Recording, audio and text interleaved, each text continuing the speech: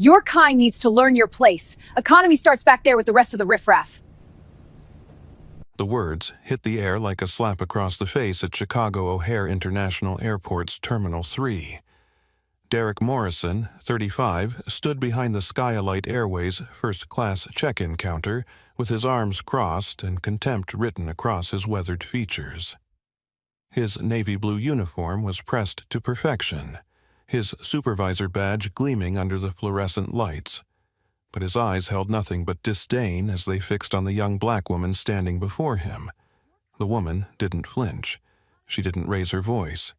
She simply stood there in her gray hoodie and dark jeans, holding her phone with the digital boarding pass clearly visible on the screen. Her name was Alicia Brooks, though Derek Morrison had no idea he was about to make the biggest mistake of his professional life. Before we dive deeper into the story of justice and accountability, I want you to know where this is heading. In the next 30 minutes, Derek Morrison wouldn't just lose his job. He would lose his career, his reputation, and his future in the aviation industry, because the woman he just insulted owned the airline he worked for. But let's rewind to see exactly how this moment of truth began. It was 7:45 a.m. on a humid Tuesday morning in July. The terminal buzzed with the usual chaos of business travelers rushing to catch flights, families herding children through security lines, and the constant drone of departure announcements echoing through the cavernous space. Alicia Brooks walked through the automatic doors of Terminal 3 looking like any other passenger. Her gray hoodie was soft cashmere that cost more than Derek's monthly salary, but he couldn't tell the difference. Her dark jeans were designer, but they looked perfectly ordinary. Her white sneakers were limited edition, but to Derek's untrained eye, they were just another pair of shoes. What Derek didn't know was that Alicia was conducting an undercover assessment of her own company. 3 days ago, her board of directors at Meridian Holdings had presented her with troubling reports about Skylight Airways, the airline they had acquired just 2 months prior. Customer complaints about discriminatory treatment were piling up.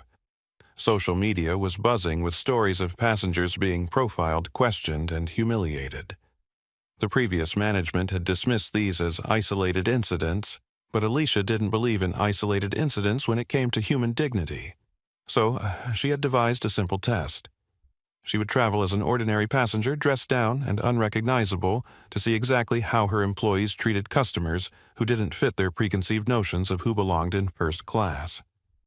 The first-class check-in line was mercifully short. Only 3 people ahead of her, all dressed in expensive suits and carrying luxury luggage. Behind her, the economy line stretched back toward the terminal entrance like a river of tired humanity. Business executives checked their phones impatiently. Wealthy retirees adjusted their jewelry. And at the counter, Derek Morrison served each passenger with a smile that didn't quite reach his eyes but was professional enough to pass. When Alicia stepped forward, that smile vanished completely. Derek looked at her hoodie, then at her jeans, then back at her face with the kind of assessment that made assumptions based on appearance rather than reality. He didn't ask for her boarding pass. He didn't check her identification. He simply pointed toward the economy line with the casual cruelty of someone who had done this before. "Ma'am, the economy check-in is over there," he said, his voice carrying the false patience of someone explaining something obvious to someone he considered too stupid to understand. "This line is for first-class passengers only." Alicia remained perfectly still. Her voice was calm, steady, and carried the kind of quiet authority that came from years of boardroom negotiations and high-stakes decisions. "I have a first-class ticket," she said, holding up her phone. "Seat 1A. Derek glanced at the phone screen, but instead of scanning it, he let out a short, incredulous laugh.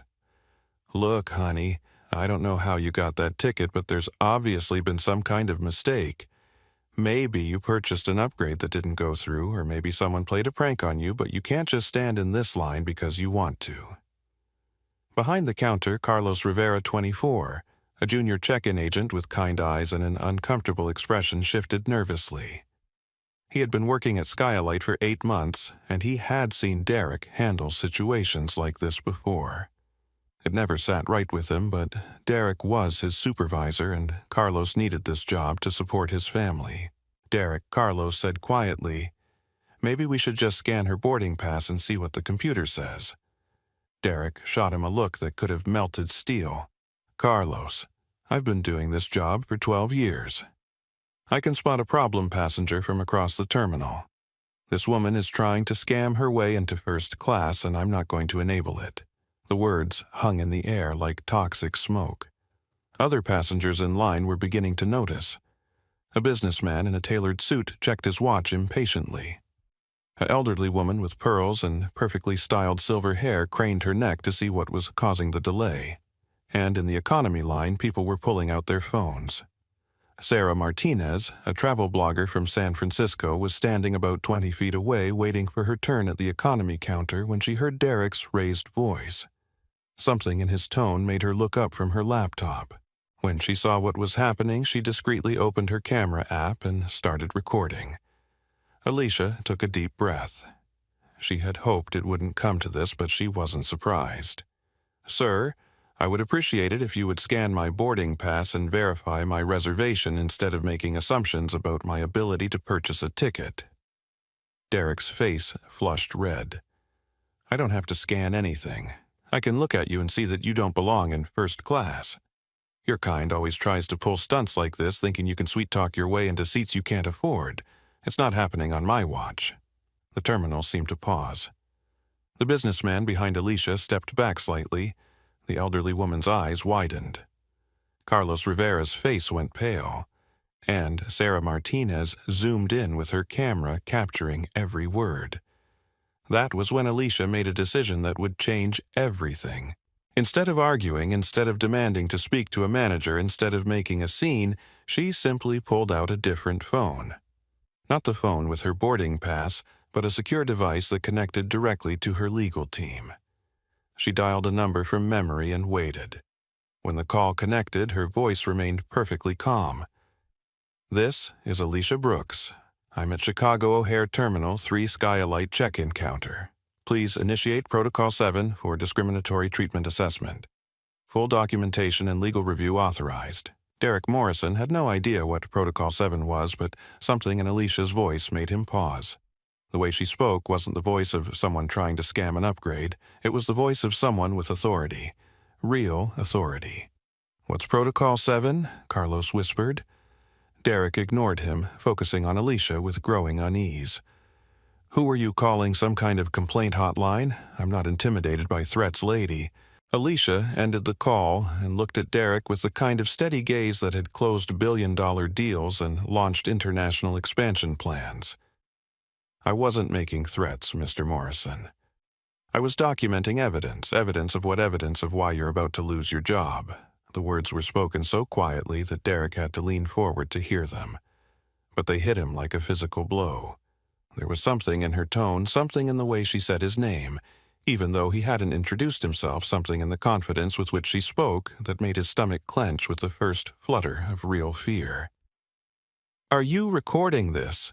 he demanded, looking around at the growing crowd of passengers who had stopped to watch the confrontation. "I don't need to," Alicia replied. "Security cameras are recording everything. Your computer system is logging this interaction, and I suspect several passengers are already sharing this moment on social media." She was right. Sarah Martinez had switched to live streaming on Instagram. Her caption read, "Watching discrimination happen in real time at O'Hare. This is unacceptable." Already dozens of viewers were commenting and sharing the stream. Derek's supervisor confidence was beginning to crack. "Look, I don't know what game you're playing, but I'm going to call security if you don't move to the correct line right now." "Please do," Alicia said. "I think security would be very interested in reviewing this situation." Carlos Rivera couldn't take it anymore. "Derek, just scan her boarding pass." "What's the worst that could happen?" Derek glared at him, but the mounting pressure from the growing crowd of onlookers and the strange confidence of this woman in the hoodie was beginning to wear him down. With exaggerated reluctance, he grabbed the handheld scanner from his belt and pointed it at Alicia's phone screen. The device beeped once, green light flashed, and Derek's face went white as he read the screen. Passenger Brooks Alicia. Seat 1A. Status Priority VIP. Special handling required. He blinked at the screen, then at Alicia, then back at the screen. This must be a mistake. The computer is glitching. Is it, Alicia asked, or did you just assume that a young black woman in casual clothes couldn't afford a first-class ticket? The question hung in the air like a challenge. Around them, the crowd had grown larger. Passengers were openly recording now. Sarah Martinez's live stream had gained over 200 viewers in just a few minutes, and Derek Morrison realized that he had just made the kind of mistake that could end careers. But instead of backing down, instead of apologizing, instead of recognizing that he might be wrong, Derek doubled down on his prejudice. "I don't care what that machine says," he declared loudly enough for everyone to hear. "I know fraud when I see it. You probably hacked the system or used someone else's credit card. I'm calling security and having you arrested for attempting to board with falsified documents." The silence that followed was deafening. Even the ambient noise of the terminal seemed to fade as hundreds of passengers turned to stare at the unfolding drama. Sarah Martinez's live stream viewer count jumped to over 500. Comments were pouring in faster than she could read them, and Alicia Brooks stood perfectly still, watching Derek Morrison destroy his own life with every word. "Are you absolutely certain you want to make that call?" she asked quietly. "Lady, I've never been more certain of anything in my life." Derek reached for the phone at his station, dialing the 3-digit code for airport security. While he waited for the connection, Alicia made another call on her secure device. "Margaret," she said when the call connected, "it's happening exactly as we expected. The discrimination is not just cultural, it's deliberate and aggressive. I need you to prepare immediate termination paperwork for Chicago ground staff. Also, contact our legal team. We're going to need documentation of everything that happens in the next 10 minutes. Derek overheard part of the conversation, but the words didn't quite register. He was too focused on his call to security, too committed to his version of reality, where he was the hero protecting the integrity of first-class service from fraudulent passengers. "Security. This is Derek Morrison at Skylight Check-in Terminal 3. I need officers to respond for a passenger attempting to board with falsified credentials. Possible identity theft and credit card fraud. Female, black, approximately 25, 30, wearing a gray hoodie and jeans." He hung up with a satisfied expression. "Security will be here in 3 minutes. I hope whatever scam you're running was worth it because you're about to be arrested." Alicia looked at him with something that might have been pity. "Mr. Morrison, in your 12 years of working for this airline, how many black passengers have you accused of fraud?" The question caught him off guard. What does that have to do with anything? "Answer the question." How many? Derek's face flushed again. "I don't keep track of race. I just know fraud when I see it. And how often do you demand verification from white passengers with first-class tickets?" That's different. How Derek opened his mouth, then closed it. Around him, the crowd was listening to every word. Sarah Martinez had turned her phone to capture his face as he struggled to answer. Carlos Rivera was staring at his supervisor with growing horror, finally understanding what kind of person he had been working for. "It's different because—" Derek started, then stopped. Because there was no good way to finish that sentence. There was no explanation that wouldn't reveal the prejudice that had driven every decision he'd made that morning.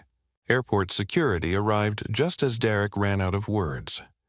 2 officers, both experienced professionals who had dealt with thousands of passenger disputes, approached the check-in counter with the weary patience of people who had seen everything. "What seems to be the problem here?" asked Officer Janet Thompson, a 10-year veteran of airport security, with steel-gray hair and sharp eyes that missed nothing. Derek straightened up, his confidence returning now that backup had arrived. "This woman is attempting to board with fraudulent first-class credentials. I've verified that the ticket doesn't belong to her, and I suspect identity theft and credit card fraud." Officer Thompson looked at Alicia, taking in her calm demeanor and the way she stood without any of the nervous energy that usually accompanied people who were actually committing fraud. "Ma'am, can I see your identification and boarding pass?" Alicia handed over her driver's license and held up her phone with the digital boarding pass. Officer Thompson examined both carefully, then looked at Derek's computer screen where the verified reservation was still displayed. "Sir," she said to Derek, "according to your own system, this passenger is verified for seat 1A with special VIP handling." What exactly is fraudulent about this? Derek's mouth opened and closed like a fish out of water. But look at her. She doesn't look like what, sir? And there it was, the moment when Derek Morrison had to either admit his prejudice or find some other excuse for his behavior. He chose poorly. "She doesn't look like she can afford a first-class ticket," he said. "People like her don't fly first class unless something shady is going on." The words echoed through the terminal like a gunshot. Officer Thompson's expression hardened. Carlos Rivera buried his face in his hands. Sarah Martinez's live stream exploded with comments of outrage and disbelief. And Alicia Brooks looked at Derek Morrison with the calm certainty of someone who had just gotten exactly the evidence she needed. Officer Thompson Alicia said quietly, "I'd like to file a formal complaint for discrimination based on race and socioeconomic profiling." "Ma'am, you absolutely have that right." "Sir," she said to Derek, "I'm going to need you to step away from your station while we sort this out." But Derek wasn't done. Even faced with the evidence of his own prejudice, even confronted by security, and recorded by dozens of passengers, he couldn't let it go. "This is ridiculous," he shouted. "I was doing my job. I was protecting the integrity of our first-class service. People like her have been scamming airlines for years, and I'm not going to let it happen on my watch." The silence that followed was so complete that you could hear the hum of the air conditioning. Officer Thompson exchanged a look with her partner. Carlos Rivera slowly backed away from Derek as if he were radioactive. And Sarah Martinez's livestream viewer count hit 1000 as people shared the video across social media platforms. Alicia's phone rang. She answered it calmly. "Yes, Margaret. Yes, I heard every word. Yes, proceed with immediate termination. And Margaret, make sure legal knows that he just doubled down on his discrimination in front of witnesses and security cameras." She ended the call and looked at Derek with the same calm expression she'd maintained throughout the entire confrontation. "Mr. Morrison, you've just provided us with a perfect case study in why some people shouldn't work in customer service." Derek's bravado was finally beginning to crack. Something about the way she spoke, something about the phone call she'd just made, something about the confidence with which she handled the situation was starting to penetrate his prejudice-clouded judgment. Who are you?" he asked. Alicia smiled for the first time since the confrontation began. It wasn't a cruel smile or a triumphant smile. It was the smile of someone who was about to teach a very important lesson. Someone who believes that every passenger deserves to be treated with dignity and respect, regardless of how they're dressed or what they look like. Someone who thinks that judging people by their appearance rather than their character is not just wrong, it's expensive. She paused, letting the words sink in. And someone who has the authority to make sure that people who can't understand that simple concept find other lines of work. The Skylight first-class lounge was a sanctuary of marble floors, leather seating, and soft jazz that promised refuge from the chaos of the main terminal. After the confrontation at check-in, Alicia needed a few minutes to process what had just happened and prepare for the flight ahead. She also needed to make some calls. Elena Vasquez, the lounge manager, greeted her with genuine professionalism. At 29, Elena had worked her way up from a customer service agent to management through hard work and a genuine commitment to hospitality. She scanned Alicia's boarding pass without a second glance and smiled warmly. "Welcome to the Skylight Lounge, Miss Brooks. We have fresh sushi at the dining station, a selection of premium wines, and private shower facilities if you'd like to refresh before your flight. Is there anything specific I can help you with today, finally?" Alicia thought. Someone doing their job the right way. "Just a quiet corner and some sparkling water, please. Thank you for the warm welcome." Elena led her to a secluded seating area near the windows overlooking the tarmac. Alicia settled into a leather chair and pulled out her secure tablet. She had work to do. The tablet wasn't a standard iPad. It was a heavily modified device used by Meridian Holdings executives for sensitive corporate communications. Encrypted, secure, and connected to servers that could access any system within their corporate network, including Skylight Airways' complete personnel files, customer service records, and incident reports.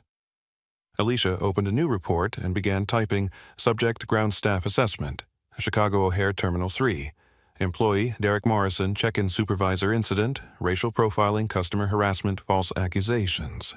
Recommendation: Immediate termination, additional notes, employee doubled down on discriminatory behavior when confronted by security, showing complete lack of awareness or remorse. She saved the file and opened another. Derek Morrison's employment record appeared on screen. 12 years with various airlines, most recently 18 months with Skylight. Customer complaints in his file dating back 3 years. Complaints that followed a pattern she recognized all too well.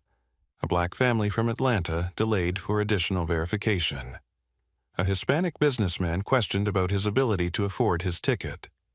An elderly Asian woman subjected to extra security screening that other passengers were not required to undergo. All complaints filed.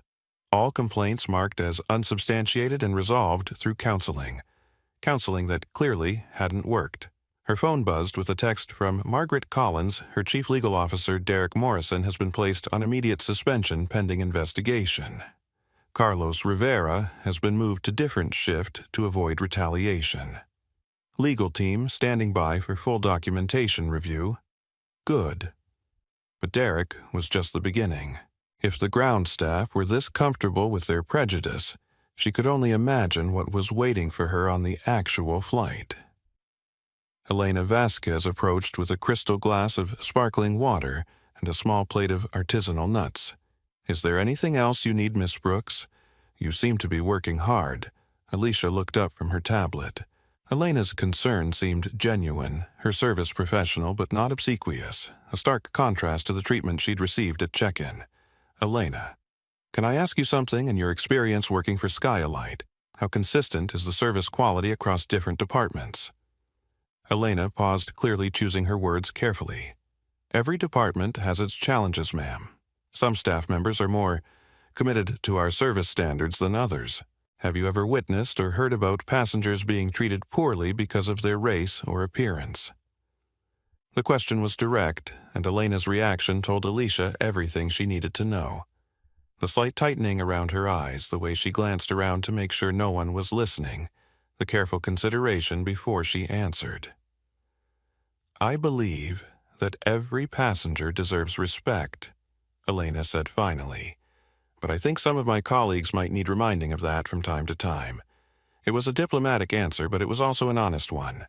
Alicia appreciated Elena's professionalism in not throwing her coworkers under the bus, but she also noted the careful phrasing that acknowledged problems without directly accusing anyone. "Thank you for your honesty, Elena. You're doing excellent work here." "Thank you, ma'am. If you need anything else, please don't hesitate to ask." As Elena walked away, Alicia's phone rang. The caller ID showed Thomas Patterson, CFO. "Thomas, good morning." Alicia Margaret briefed me on the check-in incident. "Are you all right? I'm fine. More importantly, we're getting exactly the evidence we suspected we would find. Derek Morrison just provided us with a textbook case of racial profiling, complete with security camera footage and witness testimony. Do you want to abort the rest of the assessment?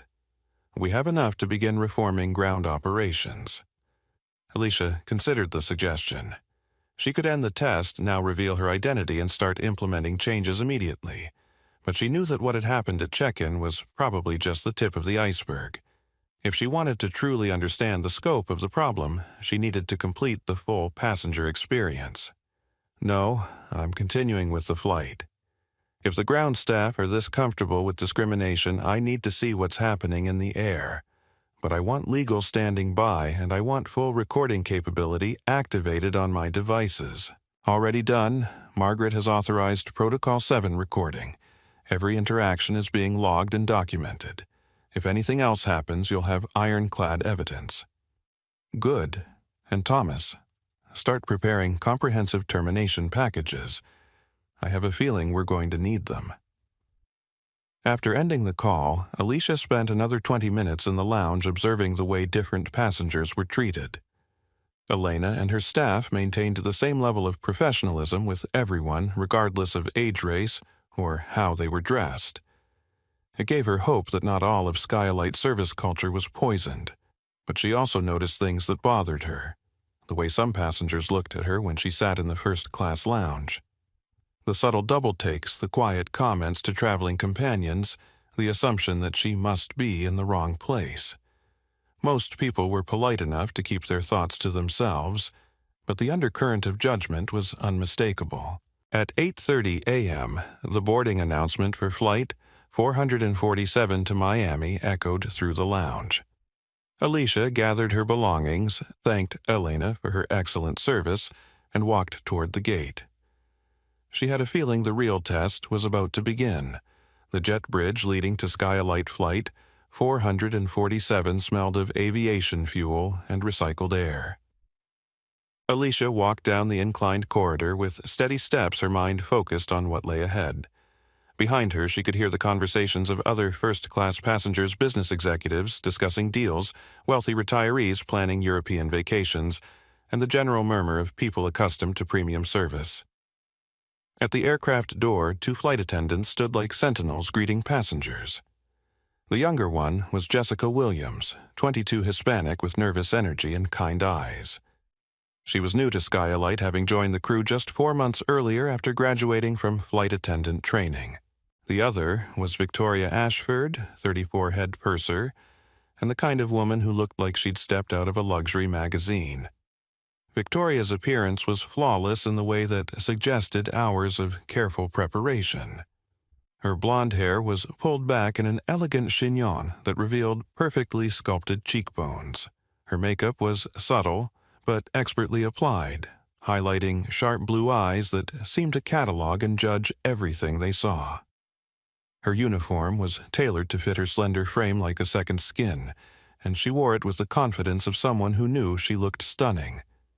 But there was something cold in her beauty, something calculated in the way she smiled. It was the smile of someone who had learned that appearance could be a weapon, that looking perfect gave you power over people who didn't meet your standards.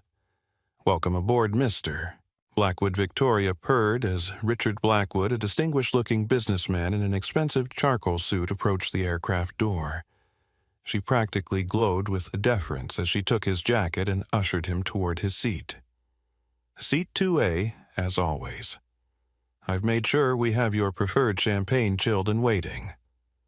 "Excellent as always," Victoria Richard replied with the casual entitlement of someone accustomed to special treatment. "I trust this flight will be as smooth as usual." "Of course, sir. We live to serve our valued passengers." James Peterson, a tech executive in his early 30s, was next in line. He received a professional greeting and directions to his seat without fanfare. Nothing wrong with the service, but notably less warm than what Richard had received. Then Alicia stepped up to the door. Victoria's smile didn't just fade, it was deleted. Her blue eyes swept over Alicia's casual attire with the kind of assessment that made assumptions and reached conclusions before any words were spoken. The silence stretched for several seconds, while Victoria processed what she was seeing. A young black woman in a hoodie and jeans, holding a first-class boarding pass. "Excuse me," Victoria said finally, her voice carrying the false patience of someone explaining something obvious to someone she considered intellectually deficient. "First class is at the front of the aircraft. You'll want to continue to the back for economy seating." Jessica Williams, standing beside Victoria, shifted uncomfortably. She had seen Alicia's boarding pass when she handed it over, had noticed the seat assignment clearly displayed as 1A, but she was too new and too intimidated by Victoria's commanding presence to speak up. "I'm in first class," Alicia said calmly, holding up her phone with the boarding pass visible. "Seat 1A. Victoria glanced at the screen dismissively. "I'm sorry, but there's obviously been some kind of error. First class has a certain standard that we maintain. I'm sure you understand." The words were carefully chosen to avoid direct accusations, but the meaning was unmistakable.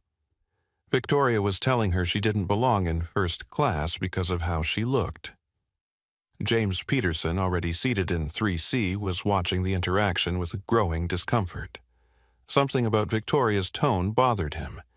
He discreetly pulled out his phone and opened his social media app, thinking he might document whatever was about to happen. "What kind of standard?" Alicia asked, her voice remaining perfectly level. Victoria's smile became even more artificial. "Well, we expect our first-class passengers to dress appropriately for the premium cabin experience. It's about maintaining the right atmosphere for all our valued guests. And you've determined that my clothing doesn't meet that standard. I'm just trying to prevent any awkwardness for you or the other passengers. Perhaps we can arrange an upgrade for a future flight when you're more appropriately dressed." The condescension in Victoria's voice was like acid. She wasn't just refusing service, she was doing it in a way designed to humiliate and diminish. This wasn't policy. It was personal prejudice dressed up in corporate language. Richard Blackwood, already seated and sipping his champagne, called out from his seat. "Is there some kind of problem? We're supposed to be departing soon?"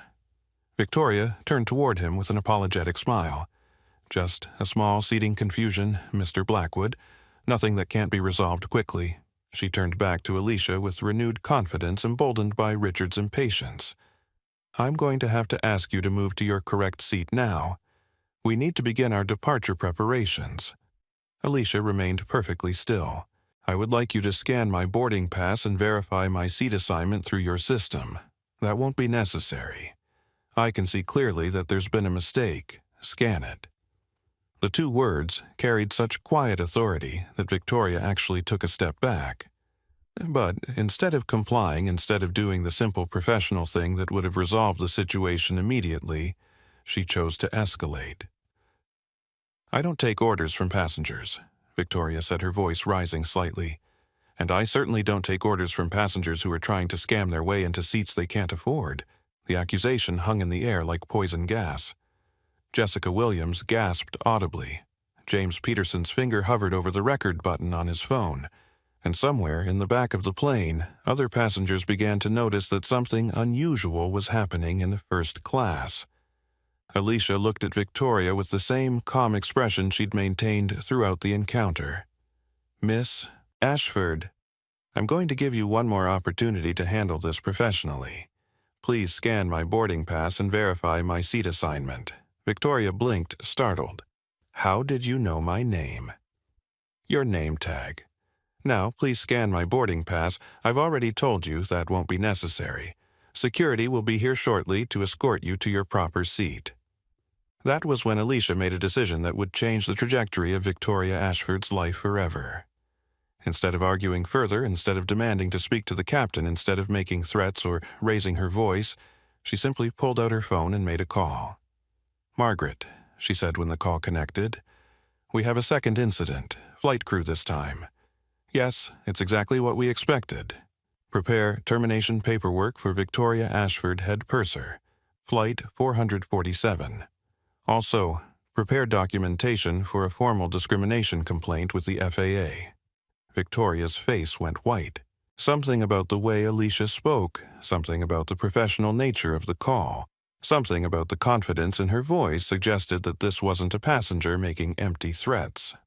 "Who were you calling?" Victoria demanded.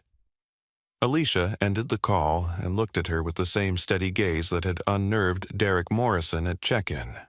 "Someone who has the authority to ensure that discrimination doesn't happen on Skylight flights. You're lying. You're just trying to intimidate me because I caught you trying to steal a first-class seat." James Peterson couldn't take it anymore. He pressed record and started live streaming on Instagram. "This is unbelievable," he muttered into his phone. "Flight attendant is refusing to let a passenger board because of how she's dressed." The live stream immediately began gaining viewers. Comments started pouring in as people shared the video, and somewhere in the back of the plane, other passengers were pulling out their phones to record the confrontation. Victoria noticed the phones and felt a flutter of panic. But instead of backing down, instead of reconsidering her position, instead of simply scanning the boarding pass like any reasonable person would do, She doubled down on her prejudice. "Turn those cameras off immediately," she demanded. "This is a security issue and I won't have it recorded." "Actually," Alicia said quietly, "I think transparency is exactly what we need right now." Her phone rang. She answered it calmly. "Yes, Thomas. Yes, I can hear everything. Yes, she just called it a security issue and demanded that witnesses stop recording. Please make sure legal has all of this documented." She ended the call and looked at Victoria with something that might have been pity. "Miss Ashford, you're about to learn a very expensive lesson about the difference between authority and prejudice." But Victoria Ashford wasn't done. She was beautiful. She was powerful in her domain, and she had never been challenged by someone she considered beneath her station. The idea that this woman in casual clothes could threaten her position was absurd. So she made the decision that would end her career. "Security to first class immediately," she announced over the aircraft intercom. "We have a passenger attempting to board with fraudulent credentials, possible identity theft and credit card fraud." The announcement echoed through the cabin, ensuring that every passenger on the flight would witness what came next. James Peterson's live stream viewer count jumped to over 500. Comments were exploding across the screen, and Alicia Brooks stood perfectly calm watching Victoria Ashford destroy her own future one word at a time. The aircraft cabin fell into an uncomfortable silence after Victoria's announcement. Every passenger within earshot turned to stare at the unfolding drama in first class. The hum of the air conditioning seemed louder somehow, and even the usual bustle of passengers settling into their seats paused as people tried to understand what they were witnessing. Victoria Ashford stood in the doorway of the aircraft like a beautiful sentinel, her perfectly applied makeup and elegant uniform creating a stark contrast with the ugliness of her words. She looked at Alicia with the kind of cold satisfaction that comes from believing you've just won a battle. In her mind, she had successfully protected the sanctity of first class from someone who clearly didn't belong there. "People like you don't fly first class," Victoria said, her voice carrying clearly through the cabin. "You may have found some way to game the system, but I've been doing this job for 8 years and I know fraud when I see it. Security will escort you to your real seat in the back, where people like you belong." The words hit the cabin like a physical blow. James Peterson, still live-streaming from seat 3C, zoomed in on Victoria's face as she spoke. His viewer count had climbed to over 800, and comments were scrolling by too fast to read. Sarah Martinez, the travel blogger who had witnessed the check-in incident, had somehow managed to get on the same flight and was recording from seat 5A. Her earlier video from the terminal had already gone viral, and this new footage was adding fuel to the fire. Alicia remained perfectly still, her voice calm and measured. "Miss Ashford, I would like you to scan my boarding pass and verify my reservation through your computer system." Victoria let out a laugh that sounded like breaking glass. "I don't need to scan anything. I can look at you and know that you don't belong in seat 1A. Check your passenger manifest, Victoria." "Alicia Brooks, seat 1A, special VIP handling. I've already told you that there's been some kind of mistake or fraud. Probably used someone else's credit card. This is identity theft, and I'm not going to be complicit in it." Jessica Williams, the young Hispanic flight attendant standing beside Victoria, was visibly trembling. In her 4 months with Skylight, she had never seen anything like this. She wanted to speak up, wanted to suggest that maybe they should just scan the boarding pass like the passenger requested, but Victoria's commanding presence was intimidating, and Jessica was afraid of losing her job if she contradicted her supervisor. "Miss Ashford," Jessica said quietly. "Maybe we should just Jessica go check on the passengers in economy," Victoria snapped without taking her eyes off Alicia. "I can handle this situation." Richard Blackwood, growing impatient in seat 2A, set down his champagne glass with an audible clink. "For heaven's sake, what's taking so long? Some of us have connections to make." Victoria turned to him with an apologetic smile that was completely different from the cold mask she'd shown Alicia. "I'm so sorry for the delay, Mr. Blackwood. We're just dealing with a passenger who seems to be confused about her seat assignment." Richard looked past Victoria at Alicia, taking in her casual attire with obvious disapproval. "Well, it's obvious she doesn't belong in first class. Why don't you just move her to where she's supposed to be so we can get on with the flight?" The casual cruelty of his dismissal was stunning. He wasn't even talking to Alicia directly. He was talking about her as if she weren't there, as if she were an object to be moved rather than a human being deserving basic respect. "That's exactly what I'm trying to do," Sir Victoria replied. "Unfortunately, some passengers think they can argue their way into seats they haven't paid for." Around the cabin, other passengers were beginning to react. Some pulled out phones to record the confrontation. Others looked uncomfortable but said nothing. A few seemed to agree with Victoria and Richard, nodding their approval at what they saw as proper enforcement of first-class standards. But in Seat 7, Marcus Williams, a civil rights attorney traveling to Miami for a conference, was watching with growing outrage. He had seen this kind of discrimination before, had fought against it in courtrooms across the country, and he recognized exactly what was happening. "Excuse me," he called out, standing up in his seat. "I'm an attorney, and what I'm witnessing here appears to be textbook discrimination. This passenger has a valid boarding pass for Seat 1A. There's no legal justification for refusing her service based on her appearance." Victoria spun around to face him, her beautiful features twisted with annoyance. "Sir, please sit down. This is a security matter, and I don't need legal advice from passengers." "Actually, you do," Marcus replied calmly, "because what you're doing is illegal under federal civil rights laws. And since everyone is recording this, you're creating evidence that could be used against both you personally and this airline in a discrimination lawsuit." James Peterson's live stream exploded with comments. Viewers were sharing the video across social media platforms. The hashtag Skylight Discrimination was starting to trend. And Victoria Ashford was completely oblivious to the fact that her career was being destroyed in real time. "I don't care who you think you are," Victoria said to Marcus. "I'm the head purser on this aircraft, and I have the authority to determine passenger seating based on security and safety concerns." "What security concern?" Alicia asked quietly. "I'm standing calmly, speaking respectfully, and asking only that you verify my seat assignment through your computer system." "What exactly is the security threat?" Victoria turned back to her, and for a moment her mask slipped. The real Victoria showed through, not the professional flight attendant, not the customer service representative, but the woman who believed that certain people belonged in certain places and that it was her job to enforce those boundaries. "The security threat is fraud," she said. "The threat is people like you thinking you can scam your way into first class by pretending to be someone you're not.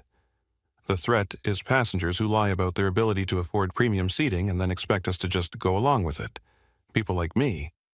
You know exactly what I mean." And there it was, the raw prejudice that had been lurking beneath the surface of every interaction. Victoria Ashford had just revealed that her objections had nothing to do with security, nothing to do with procedures, and everything to do with her assumption that a young black woman in casual clothes couldn't legitimately belong in first class.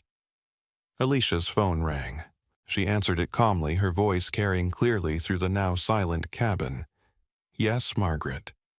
"Yes, I heard every word." "Yes, she just made it explicitly clear that this is about race, not security. Please proceed with immediate termination paperwork and contact the FAA about discrimination complaints." She ended the call and looked at Victoria with the same steady gaze that had unnerved everyone she'd encountered that morning. "Miss Ashford, you've just provided us with a perfect example of why some people shouldn't work in customer service." Victoria's confidence was beginning to crack. Something about the professional nature of Alicia's phone call, something about the way she spoke with calm authority, something about the growing crowd of witnesses was starting to penetrate her prejudice-clouded judgment. Who do you keep calling people who have the authority to ensure that passengers are treated with dignity and respect, regardless of their race or appearance? You're lying. You're just trying to intimidate me because I caught you trying to steal a seat. That was when Richard Blackwood made his contribution to the disaster. Standing up in his seat and turning to face the cabin full of recording passengers, he declared in a voice loud enough for everyone to hear, "This is exactly what's wrong with air travel today." People who can't afford first class trying to sneak in through some kind of scam and then crying discrimination when they get caught. I fly this route every month, and I know what a real first-class passenger looks like. He gestured toward Alicia with obvious disdain. Look at her. Does she look like she can afford a $2,000 ticket? That jewelry is probably fake, those clothes are clearly cheap, and she's probably hoping to get an upgrade by making a scene. The silence that followed was deafening. Even Victoria looked uncomfortable with Richard's naked prejudice. Marcus Williams was standing again, his lawyer's mind already cataloging the evidence for future legal proceedings. And Alicia Brooks stood perfectly calm in the center of the storm, watching her employees and passenger destroy their own lives with every word. James Peterson's live stream had gained over 500 viewers. Comments were pouring in from people expressing outrage, disbelief, and support for the passenger being discriminated against. The hashtag Skylight Discrimination was trending nationally. News outlets were beginning to pick up the story, and none of the people involved in creating this disaster had any idea that they were about to become infamous. Mr. Blackwood, Alicia said quietly, "You've just made some very interesting assumptions about my financial status based on my appearance." "Would you care to explain the logic behind those assumptions?" Richard puffed up with the confidence of someone who had never been challenged about his prejudices. Logic. It's obvious.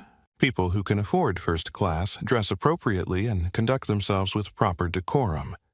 They don't try to sneak into premium cabins wearing hoodies and sneakers. And you've determined that my clothing indicates I can't afford this ticket, lady. That hoodie probably cost $20 at Target.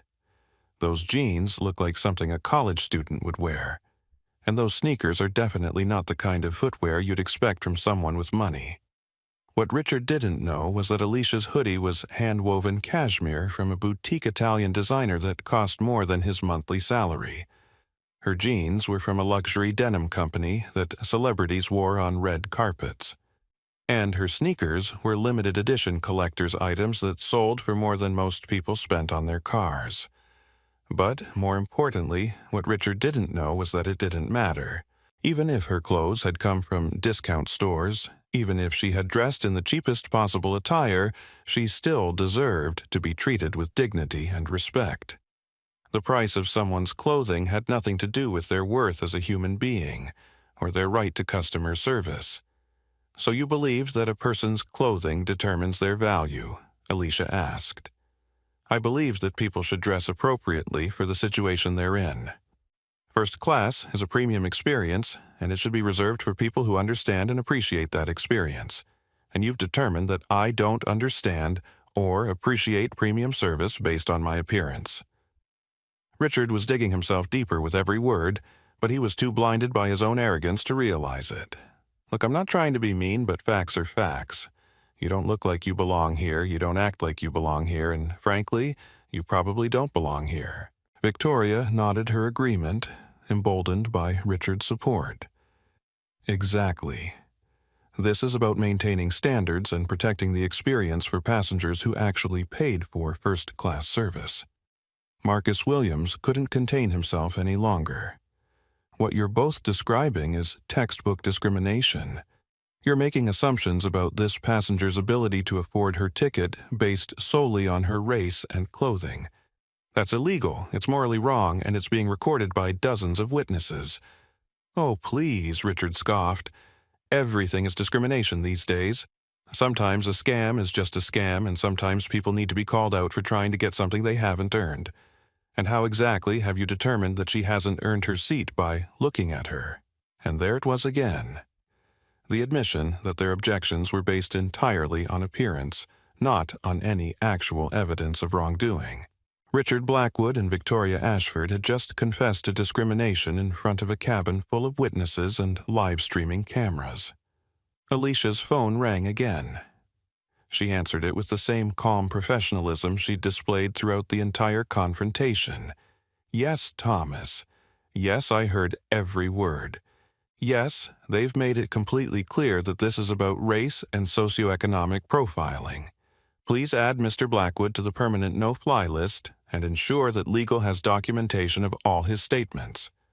She ended the call and looked at Richard with the same steady gaze that had unnerved everyone else. Mr. Blackwood, you've just provided us with an excellent example of how prejudice can destroy someone's life in real time. Richard's face was beginning to turn red.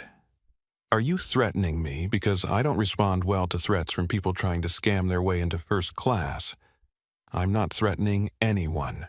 I'm simply documenting evidence of discrimination for future legal proceedings. Legal proceedings, you're going to sue because a flight attendant caught you trying to steal a seat. I'm going to ensure that passengers are treated with dignity and respect, regardless of their appearance or race. Victoria was getting nervous. The phones, the calls, the calm confidence with which this passenger was handling the situation, none of it matched her assumptions about someone trying to scam their way into first class. Real fraudsters usually became defensive when challenged. They made excuses, got angry, or tried to leave quickly. They didn't calmly make professional phone calls and speak about legal proceedings with the confidence of someone who actually had legal resources. Look, Victoria said, her voice beginning to waver. Maybe there's been a misunderstanding. Why don't you just show me some identification and we can sort this out quietly? But it was too late for quiet resolution. Richard Blackwood wasn't done talking, and every word that came out of his mouth was digging the hole deeper for all of them. Identification, he laughed. She probably has fake ID to go with the fake boarding pass. I've seen this scam before. These people get someone's credit card information, book a ticket, print a boarding pass, and hope to bluff their way into a seat they can't afford. These people— Marcus Williams stood up again, his voice sharp with indignation. What exactly do you mean by these people, Mr. Blackwood? Richard realized he had stepped over a line, but instead of backing down, he doubled down. You know what I mean. People who try to game the system. People who think rules don't apply to them. People who cry discrimination every time someone calls them out on their behavior. People who are black— You mean I didn't say anything about race? You're the one making this about race. Then, what did you mean by these people? Richard's mouth opened and closed as he struggled to find an answer that wouldn't sound overtly racist. But there was no good answer because his entire argument was based on racial prejudice thinly disguised as concern about airline security. Around the cabin, passengers were recording every word. The live streams were being shared across social media platforms. News outlets were beginning to reach out to passengers for comments. And somewhere in corporate offices across the country, executives were watching their reputations being destroyed in real time. Alicia waited patiently for Richard to find his words, knowing that anything he said would only make things worse for him. She had dealt with men like Richard Blackwood before, men who believed their wealth and status gave them the right to treat other people as inferior men who used coded language to express prejudice they were too cowardly to state directly. I meant, Richard said finally, people who don't belong in first class trying to get into first class through dishonest means. And you've determined that she doesn't belong in first class, and by using my eyes and my common sense. To assess what exactly? To assess whether someone looks like they can afford a $2,000 ticket. And there was the confession that would end his social and professional life.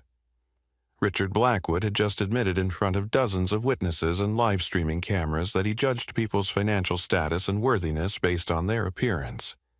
He had revealed himself as the kind of person who believed that certain people belonged in certain places, and that he had the right to enforce those boundaries.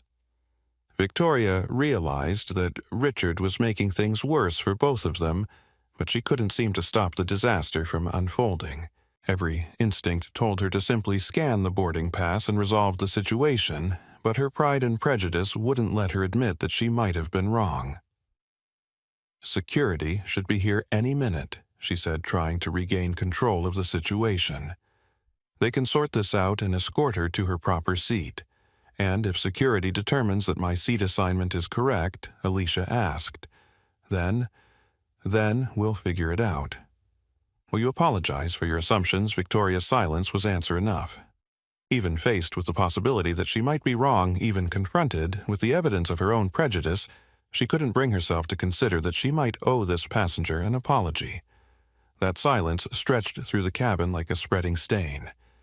Everyone could see it now, the ugly truth beneath the professional uniforms and polite language. This wasn't about security or procedures or maintaining standards. This was about people in positions of power using that power to diminish and humiliate someone they considered beneath them. James Peterson's live stream had reached 2,000 viewers. The comments were a mix of outraged support for the passenger and calls for boycotts of Skyalite Airways.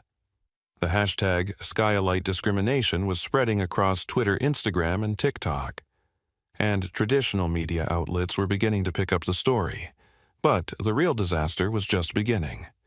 Because security was about to arrive, and Alicia Brooks was about to reveal exactly who she was and why the people who had discriminated against her were about to lose everything.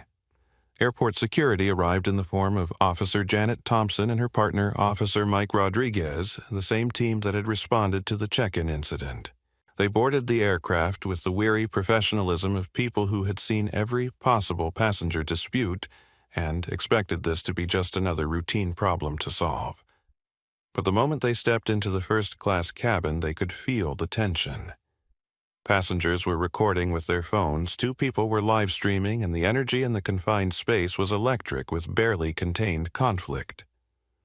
"What seems to be the problem here?" Officer Thompson asked, looking between Victoria and Alicia with the neutral expression of someone determined to get facts before making judgments. Victoria straightened her uniform and put on her most professional voice. "Officers, thank you for responding so quickly. We have a passenger who appears to be traveling on fraudulent credentials. She's refusing to move to her correct seat and has been disruptive to other passengers." Officer Thompson looked at Alicia, who was standing quietly in the same spot she had occupied throughout the entire confrontation. "Ma'am, you seem pretty calm for someone who's supposedly being disruptive." "What's your side of the story? I have a valid boarding pass for seat 1A, Alicia replied calmly. "I've asked multiple times for the flight crew to scan my boarding pass and verify my reservation, but they've refused to do so. Instead, they've made assumptions about my ability to afford this ticket based on my appearance and race." Officer Rodriguez frowned. "Ma'am, we actually dealt with you earlier at the check-in counter, didn't we? With a supervisor who made similar accusations. You did. That situation was resolved when it was determined that my credentials were valid and that the accusations were based on discriminatory profiling." Victoria's face went pale. She hadn't realized that this passenger had already been through a discrimination incident that morning, or that security had already verified her credentials once. I wasn't aware of any previous incident." "Maybe you should have been," Officer Thompson said dryly. "Ma'am," she said to Alicia, "may I see your boarding pass and identification?" Alicia handed over her driver's license and held up her phone with the digital boarding pass clearly displayed. Officer Thompson examined both, then looked at Victoria expectantly. "Miss Ashford, do you have a scanner to verify this passenger's reservation?" Victoria hesitated. She had been so certain of her assumptions, so confident in her prejudice, that she hadn't considered what would happen when those assumptions were proven wrong. Yes, but I can tell just by looking that there's been some kind of mistake. Scan it, please." The request was polite, but carried the weight of authority. Victoria had no choice but to pull the handheld scanner from her belt and point it at Alicia's phone screen. The device beeped once, and a green light flashed. Passenger Brooks Alicia. Seat 1A, status priority VIP, special handling required. The reading appeared on Victoria's scanner screen, visible to everyone nearby. Officer Thompson looked at the display, then at Victoria with an expression of professional disappointment. "Miss Ashford, this passenger's credentials are valid. Her seat assignment is correct." What exactly is the problem here? Victoria stared at the scanner as if it had betrayed her. The evidence was right there, undeniable and clear, but she still couldn't process that her assumptions had been completely wrong. But look at her," Victoria stammered. "She doesn't look like she belongs in first class." Officer Rodriguez stepped closer to Victoria, his voice carrying a warning. "Miss Ashford, you just admitted to discriminating against a passenger based on her appearance. Do you understand that what you're describing is illegal?" Richard Blackwood, who had been watching the exchange with growing unease, decided to insert himself into the situation. "Officers, I think you're misunderstanding what happened here. This woman has been disruptive and argumentative throughout this entire process. The flight attendant was just trying to maintain order and security. Officer Thompson turned to face him. And you are Richard Blackwood, Seat 2A. I'm a frequent flyer with this airline, and I can tell you that this kind of behavior is exactly what's wrong with air travel today. What kind of behavior? Richard gestured toward Alicia with obvious disdain. Passengers who try to cause problems and then claim discrimination when they're held to reasonable standards. What standards? Appropriate dress. Proper conduct, basic respect for the premium cabin experience. Officer Thompson looked at Alicia, who was still standing quietly, speaking calmly, and showing no signs of the disruptive behavior Richard was describing. Sir, this passenger appears to be conducting herself appropriately. She's spoken respectfully, complied with requests for identification, and hasn't raised her voice or caused any kind of disturbance. Well, she's being argumentative about her seat assignment. Her seat assignment that we've just verified as correct. Richard's mouth opened and closed as he realized he had just undermined his own argument. But instead of backing down, instead of recognizing that he might be wrong, he doubled down on his prejudice. Look, I don't care what that computer says. I've been flying first class for 20 years, and I know what a first-class passenger looks like. She doesn't belong here, and everyone can see it. The words hung in the air like toxic smoke. Around the cabin, passengers were recording every word. James Peterson's live stream had gained over 3,000 viewers. Comments were exploding across social media platforms, and Richard Blackwood was destroying his own reputation one sentence at a time. Marcus Williams stood up again from his seat in economy. Officer, I'm an attorney, and I want to state for the record that what we're witnessing is clear-cut discrimination. This passenger has been subjected to different treatment based solely on her race and appearance. Stay out of this, Richard snapped. This is between the flight crew and a passenger who's trying to scam her way into first class. Actually, Sir Officer Thompson interjected. This is a legal matter now. Federal law prohibits discrimination in air travel based on race, and we have multiple witnesses documenting exactly that kind of discrimination. Victoria was beginning to panic. The situation was spiraling out of control. The evidence was clearly against her, and she was starting to realize that her career might be in jeopardy. Officers, I was just following standard security procedures. When passengers don't match the profile of typical first-class travelers, we're supposed to verify their credentials. You were supposed to verify her credentials. Officer Rodriguez said, which you could have done by scanning her boarding pass. Instead, you refused to scan it and made assumptions based on her appearance. I was protecting the integrity of the first-class cabin. From what Victoria struggled to find an answer that wouldn't sound overtly racist. From inappropriate passengers who might disrupt the experience for other travelers.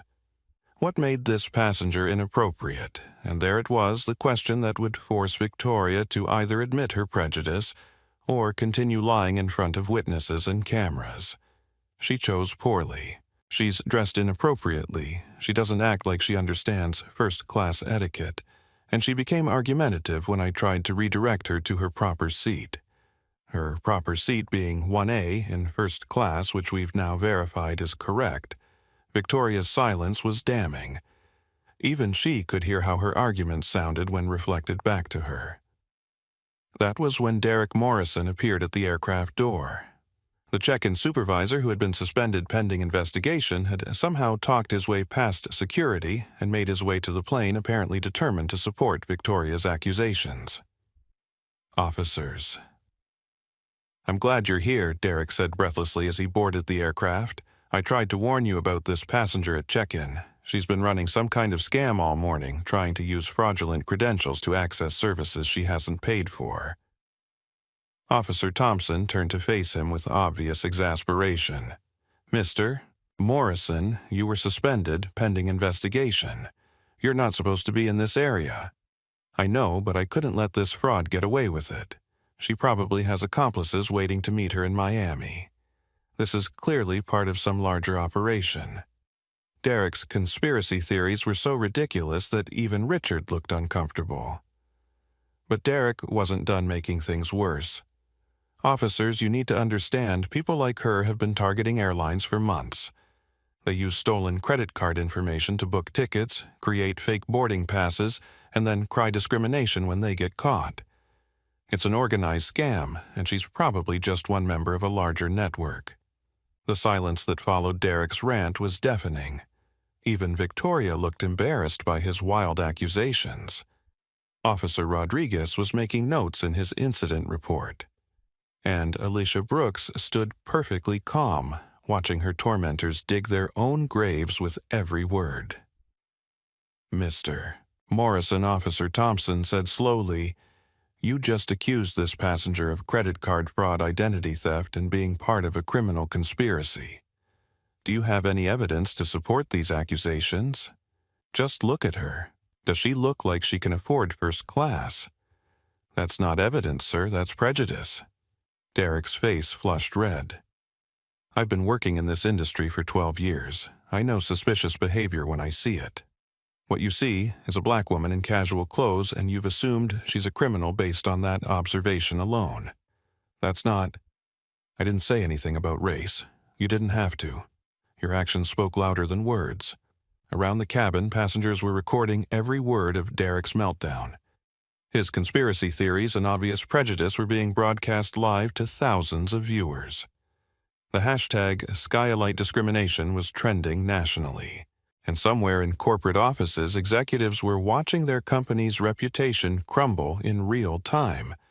But the disaster wasn't over yet, because Alicia Brooks was about to reveal exactly who she was, and the people who had discriminated against her were about to learn what real power looked like.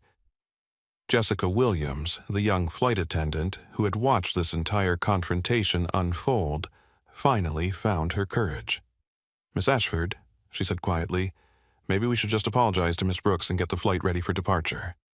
Victoria spun around to face her subordinate with fury. "Jessica, I told you to go check on economy passengers. This situation doesn't concern you." "But she's right," Jessica replied, her voice growing stronger. "We should have just scanned her boarding pass from the beginning. All of this could have been avoided if we had just done our job professionally. Are you questioning my authority? I'm questioning your judgment." The rebellion from her own crew member was the last straw for Victoria. She had been challenged by the passenger, embarrassed by security, undermined by witnesses, and now her own subordinate was publicly questioning her decisions. Her carefully controlled mask of professional competence finally cracked completely. "Fine," Victoria shouted loud enough for the entire cabin to hear. "You want me to treat her like she belongs here. You want me to pretend that someone dressed like a college student deserves first-class service. You want me to ignore everything I know about proper standards and customer profiling." The words echoed through the cabin like a confession. Victoria had just admitted to profiling customers based on appearance. She had revealed the ugly prejudice that had driven every decision she'd made that morning, and she had done it in front of dozens of witnesses and live-streaming cameras. Officer Thompson was already reaching for her handcuffs. "Miss Ashford, you just confessed to discriminating against passengers based on their appearance and race. You're under arrest for violating federal civil rights laws." But before she could move, Alicia's phone rang. She answered it calmly, her voice carrying clearly through the now silent cabin. "Yes, Margaret. Yes, I heard every word of their confessions. Yes, Victoria Ashford just admitted to customer profiling based on race and appearance. Yes, Derek Morrison just accused me of being part of a criminal conspiracy. And yes, Richard Blackwood has made multiple statements confirming that his objections are based solely on my appearance." She paused, listening to the voice on the other end of the call. "Please proceed with immediate termination paperwork for both airline employees. Please prepare a permanent no-fly ban for Mr. Blackwood. And please contact the FBI about potential civil rights violations." She ended the call and looked at the three people who had spent the last hour trying to humiliate and diminish her. Her voice remained perfectly calm, but now it carried the unmistakable weight of authority. "My name is Alicia Brooks. I am the Chief Executive Officer of Meridian Holdings, the parent company that acquired Skylight Airways 2 months ago. As of this morning, I own this airline, this aircraft, and your employment contracts. The silence that followed was so complete that you could hear the hum of the aircraft's electrical systems. Victoria's face went white as bone. Derek stumbled backward as if he'd been hit. Richard's mouth fell open in shock, and around the cabin passengers were recording the moment when prejudice met its reckoning. Miss Ashford, you're fired. Mr. Morrison, you're fired. Mr. Blackwood, you're banned from flying with any Meridian Holdings subsidiary for life. And all three of you are about to become the subject of federal civil rights investigations. The revelation hit the cabin like an earthquake. Everything that had seemed fixed and certain was suddenly overturned. The power dynamics that had driven the entire confrontation were revealed to be based on false assumptions and toxic prejudice. The people who thought they held all the cards were about to lose everything. And Alicia Brooks, the woman they had dismissed and humiliated based on her appearance, was revealed to be the most powerful person in the entire situation. The live streams exploded with comments. Social media erupted with shares and reactions. News outlets began reaching out for interviews. And somewhere in the depths of the internet, the story of how prejudice destroyed 3 lives in real time was becoming legend. But the confrontation wasn't over yet, because the people who had spent an hour attacking Alicia Brooks were about to learn that actions have consequences, and that in the modern world, those consequences can be swift, public, and permanent. The cabin remained frozen in shocked silence as the full weight of Alicia's revelation settled over everyone. Victoria Ashford, who had spent her entire adult life trading on her beauty and using her authority to diminish others, stood paralyzed as she realized that she had just destroyed her career in the most public way possible. Derek Morrison, the veteran airline employee who thought his experience gave him the right to profile passengers, looked like he was about to be sick. And Richard Blackwood, the entitled businessman who believed his wealth made him superior to others, was staring at Alicia as if she were a ghost. That's impossible. Victoria whispered, her voice barely audible above the hum of the aircraft systems. You're lying. You're just trying to scare us because you got caught. Alicia pulled out her corporate identification card and held it up for everyone to see. The Meridian Holdings logo was clearly visible along with her photo and title, Chief Executive Officer. She then pulled out a folder of documents from her carry-on bag documents that she had brought specifically for this assessment. Meridian Holdings acquired Skylight Airways for $2.3 billion on May 15th of this year. She said, her voice carrying clearly through the cabin. The acquisition was completed specifically because of declining service ratings and mounting discrimination complaints. I'm here today conducting a personal assessment of how Skylight employees treat passengers who don't fit their preconceived notions of who belongs in first class. She opened the folder and pulled out official documents with corporate seals and signatures. These are the acquisition papers. These are my appointment letters as CEO. And this, she held up her phone, contains recordings of everything that has happened this morning, from the check-in counter to this moment. Officer Thompson examined the documents quickly and nodded to her partner. Ma'am, these appear to be legitimate. Mr. Morrison, Miss Ashford, you're both in a lot of trouble. Derek Morrison was shaking his head in denial, unable to process what was happening. This is some kind of elaborate scam. She probably printed fake documents. Rich people don't dress like that. CEOs don't fly alone without assistance or security. Actually, Alicia replied calmly, CEOs who want to see how their employees really treat customers often travel incognito. It's called mystery shopping, and it's a common practice in the hospitality industry. Richard Blackwood was still staring at her in shock, but his mind was beginning to work again, and he was starting to understand the magnitude of his mistake. Even if you are who you say you are, he said desperately, I was just supporting the flight crew in maintaining proper standards. I didn't discriminate against anyone, Mr. Blackwood, Alicia said, turning her calm gaze on him in the past hour.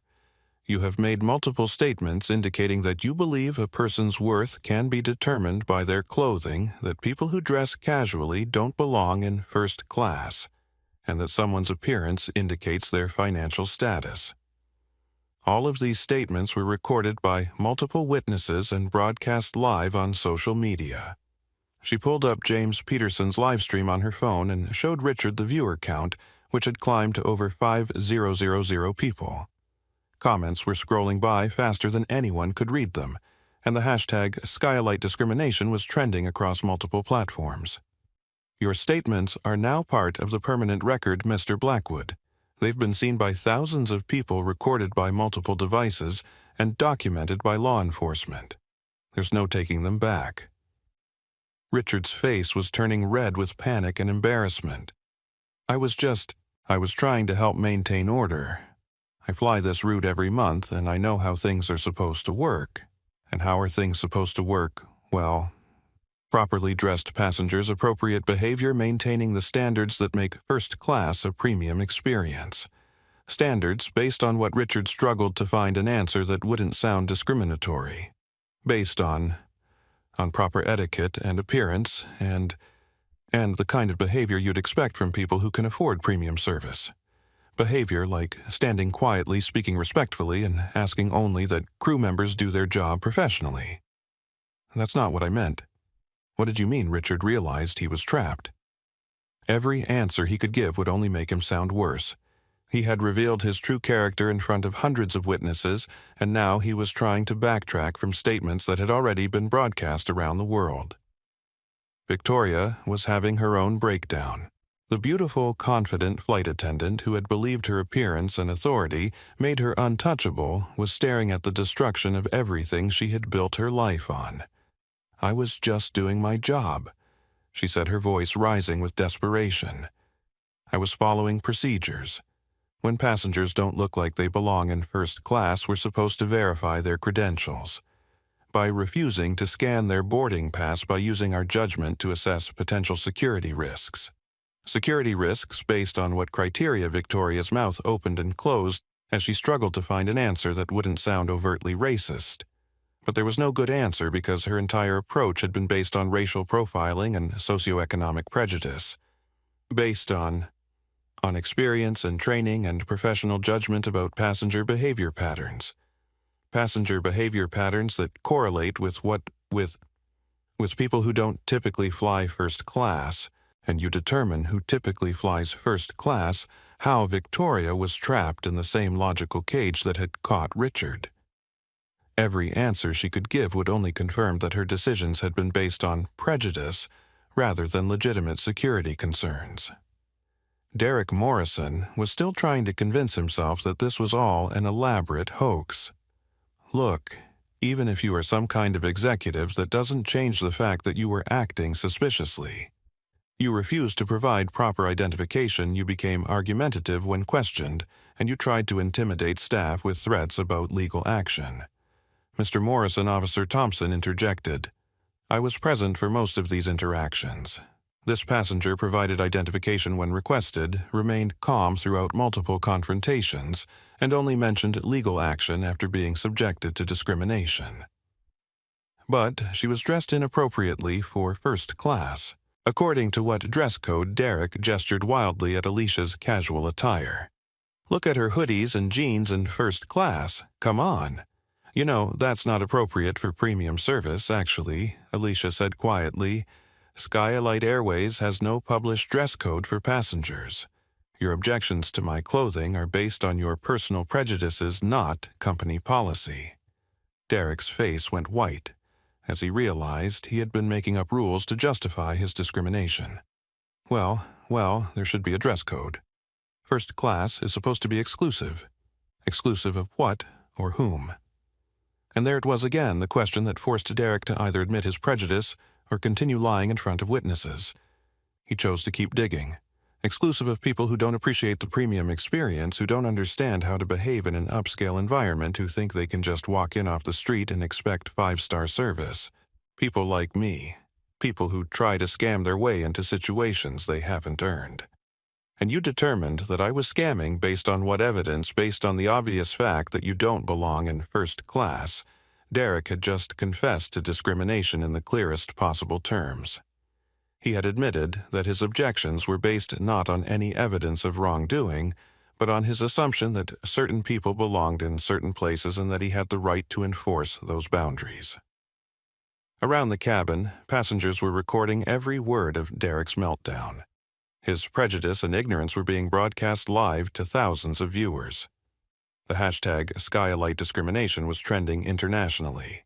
And somewhere in corporate offices, executives who had never heard of Derek Morrison were watching him destroy their company's reputation in real time. Jessica Williams, the young flight attendant who had tried to de-escalate the situation, stepped forward with trembling hands. "Miss Brooks, I want to apologize for not speaking up sooner. I knew this was wrong from the beginning, but I was too scared of losing my job to challenge Miss Ashford's authority." Alicia looked at Jessica with compassion. "Jessica, you're not responsible for your supervisor's behavior, but you are responsible for your own choices going forward. I understand, and I want you to know that not all of us think like they do. Some of us became flight attendants because we wanted to help people and provide good service to everyone, regardless of what they look like. I appreciate your honesty, Jessica, and I want you to know that employees who demonstrate integrity and professionalism will have opportunities for advancement in the new Skylight organization." Victoria heard the implication and felt a stab of panic. "Wait, you can't fire me based on one incident. I've been with this airline for 8 years. I have seniority. I have rights." Miss Ashford Alicia replied calmly, "You have the right to be treated fairly by your employer. You do not have the right to discriminate against passengers based on their race or appearance. You violated federal civil rights laws, company policies, and basic human decency. I never mentioned race. I never said anything about race. You didn't have to. Your actions spoke louder than words." Richard Blackwood was beginning to understand the full scope of his disaster. "Look, maybe I spoke hastily. Maybe I made some poor choices in how I expressed myself. But surely we can work this out quietly without making a big public scene. Mr. Blackwood, you made this a public scene when you stood up in front of a cabin full of recording passengers and declared that I didn't belong in first class based on my appearance. You made it public when you accused me of fraud and theft without any evidence. You made it public when you revealed your belief that certain people belong in certain places and that you have the right to enforce those boundaries." She gestured toward the phones that were still recording throughout the cabin. "This story is already public, Mr. Blackwood. It's been viewed by thousands of people, shared across social media platforms, and picked up by news outlets. There's no putting this genie back in the bottle." Derek Morrison was still in denial, but his desperation was beginning to show. "This is entrapment. You deliberately dressed down and acted suspiciously to provoke a response. You were trying to trick us into discriminating against you. Mr. Morrison, I was dressed casually and behaved politely throughout every interaction. If you consider those things suspicious or provocative, that says more about your prejudices than it does about my behavior. But you were recording us. You were gathering evidence to use against us. I was documenting how Skylight employees treat passengers who don't fit their preconceived notions. The fact that you consider fair treatment to be a threat suggests that you know your behavior was inappropriate." Officer Thompson was filling out her incident report, documenting every confession and admission that the 3 discriminators had made. "Miss Brooks, do you want to press formal charges against any of these individuals?" Alicia considered the question carefully. "I want to ensure that they face appropriate consequences for their actions, but I also want to focus on preventing future incidents rather than just punishing past behavior." She turned to address the entire cabin, her voice carrying the authority of someone who had just revealed herself to be the most powerful person in the room. What happened here today wasn't an isolated incident. It was the result of a culture that allows prejudice to masquerade as professionalism. Starting today, that culture ends. Her phone rang again. She answered it calmly. "Yes, Margaret. Yes, proceed with the immediate terminations. Yes, contact the FAA about implementing new anti-discrimination training requirements. And yes, schedule a press conference for this afternoon." She ended the call and looked at Victoria, Derek, and Richard with the same steady gaze that had unnerved them throughout the entire confrontation. "Miss Ashford, Mr. Morrison, your employment with Skylight Airways is terminated effective immediately. Security will escort you from the premises and you will receive final paperwork within 24 hours. You can't fire me, Victoria shrieked, her composure finally cracking completely. I have a contract, I have seniority, I have rights. You had a contract, Alicia corrected, which you voided when you discriminated against passengers based on their race. You had seniority which you forfeited when you violated federal civil rights laws, and you have rights which you chose to ignore when you denied them to others. Derek was shaking his head in disbelief. 12 years. 12 years of loyal service, and you're throwing it away because of one misunderstanding. Mr. Morrison, this wasn't a misunderstanding. This was a choice. You chose to assume I was a criminal based on my appearance. You chose to refuse to verify my credentials. You chose to escalate the situation rather than do your job professionally, and now you're choosing to face the consequences. Richard Blackwood was frantically pulling out his phone. I'm calling my lawyer. This is defamation. This is harassment. You can't destroy someone's reputation based on a few comments taken out of context. Mr. Blackwood, your comments weren't taken out of context. They were recorded in their entirety and broadcast live to thousands of viewers. Your reputation wasn't destroyed by me, it was destroyed by your own words and actions. The cabin fell silent again as the full weight of what had just happened settled over everyone. 3 people had walked into this confrontation believing they held all the power, confident in their prejudices, secure in their assumptions about who belonged where, and who had the right to make those determinations. In the span of an hour, they had been revealed as examples of everything wrong with discriminatory thinking. They had confessed to their prejudices in front of hundreds of witnesses. They had been fired, banned, and made infamous, and their downfall had been broadcast live to the world. But the story wasn't over yet, because Alicia Brooks was about to show that true power doesn't come from the ability to diminish others, it comes from the capacity to lift them up. The transformation of the aircraft cabin was immediate and dramatic. Where moments before there had been conflict and tension, now there was a strange mixture of shock, vindication, and uncertainty about what would happen next. Alicia Brooks stood in the center of what had become an impromptu courtroom, watching as the full weight of consequences settled on the people who had discriminated against her. Victoria Ashford was no longer the confident, beautiful authority figure who had controlled the cabin just minutes earlier. Her perfect makeup was beginning to smudge as tears of panic and rage started to flow. Her elegant uniform, which had been a symbol of her power and status, now looked like a costume she was no longer entitled to wear. "This isn't over," she said, her voice shaking with a combination of fury and desperation. "I'm going to sue you for wrongful termination. I'm going to sue the airline. I'm going to sue everyone involved in this setup." "Miss," Ashford Officer Thompson interjected, "you might want to focus on the criminal charges you're about to face rather than civil lawsuits you can't win." Derek Morrison was equally distraught, but his reaction was different. Where Victoria was angry, Derek seemed broken. 12 years in the airline industry, and it was all ending because he couldn't see past his own prejudice. "My wife is going to kill me," he muttered, staring at the floor. "We just bought a house. Our daughter starts college next year. How am I going to explain this?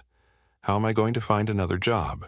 Maybe you should have thought about that before you decided to discriminate against passengers," Marcus Williams said from his seat in economy. "Actions have consequences, and you chose your actions." Richard Blackwood was frantically making phone calls, trying to reach his lawyer, his business partners, anyone who might be able to help him contain the damage. But even as he spoke, he could see his social media notifications exploding with tags and mentions as the video of his discriminatory statement spread across the internet. "This is going to destroy my business," he said into his phone. "I need crisis management. I need media control. I need—" He paused, listening to the voice on the other end. "What do you mean, you can't represent me? What do you mean it's a conflict of interest?" Alicia watched their individual meltdowns with the calm observation of someone who had seen the consequences of prejudice before. She felt no pleasure in their downfall, but she also felt no sympathy. These were not victims of circumstance. They were people who had chosen to discriminate and were now facing the natural consequences of those choices. Her phone rang again. This time it was Thomas Patterson, her CFO. Thomas, perfect timing. Yes, I want immediate implementation of the new protocols. Contact all department heads and schedule emergency training sessions. And please make sure the media knows that we're taking swift action to address discrimination in our operations." She listened for a moment, then continued. "Also, I want Jessica Williams promoted to head purser on this flight effective immediately. She showed courage in speaking up when it mattered, and we need to reward that kind of integrity." Jessica Williams, who'd been standing quietly near the galley, looked up in shock. "Miss Brooks, I don't know what to say. Say you'll help us create a culture where every passenger is treated with dignity and respect, regardless of their appearance or background." "Yes, ma'am, absolutely." Alicia ended the call and addressed the entire cabin. "Ladies and gentlemen, I want to apologize for the disruption to your travel experience. What you witnessed today was unacceptable, and it represents everything that Skylight Airways is committed to changing." She paused, looking around at the passengers who had recorded the entire confrontation. "I also want to thank those of you who documented what happened. Transparency and accountability are the only ways to ensure that discrimination doesn't happen again." James Peterson, who had been live-streaming the entire confrontation, raised his hand slightly. "Miss Brooks, my stream has been viewed by over 8,000 people. Do you have any message for them?" Alicia considered the question carefully. She knew that whatever she said next would be recorded and shared, that it would become part of the permanent record of this incident. "I want everyone to understand that what happened here today wasn't just about one airline or 3 individuals," she said, her voice carrying clearly through the cabin and into the thousands of devices recording her words. "This was about a culture that has allowed prejudice to masquerade as professionalism for too long." She paused, choosing her words carefully. "Discrimination doesn't just hurt the people who are targeted, it damages everyone. It creates a society where people are judged by their appearance rather than their character, where assumptions take the place of evidence, where prejudice is mistaken for wisdom." The cabin was absolutely silent as she spoke. Even Victoria, Derek, and Richard had stopped their individual dramas to listen. "Starting today, Skylight Airways will be an airline where every passenger is treated with dignity and respect. We will not tolerate discrimination in any form. We will not allow prejudice to determine how our customers are served. And we will hold ourselves accountable to the highest standards of professionalism and human decency." She looked directly into James Peterson's camera. "To everyone watching this, you have the power to demand better. You have the right to be treated fairly regardless of how you look or where you come from. And you have the responsibility to speak up when you see discrimination happening to others."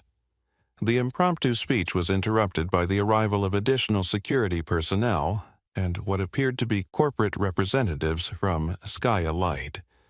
They boarded the aircraft quickly and efficiently, clearly having been briefed on the situation.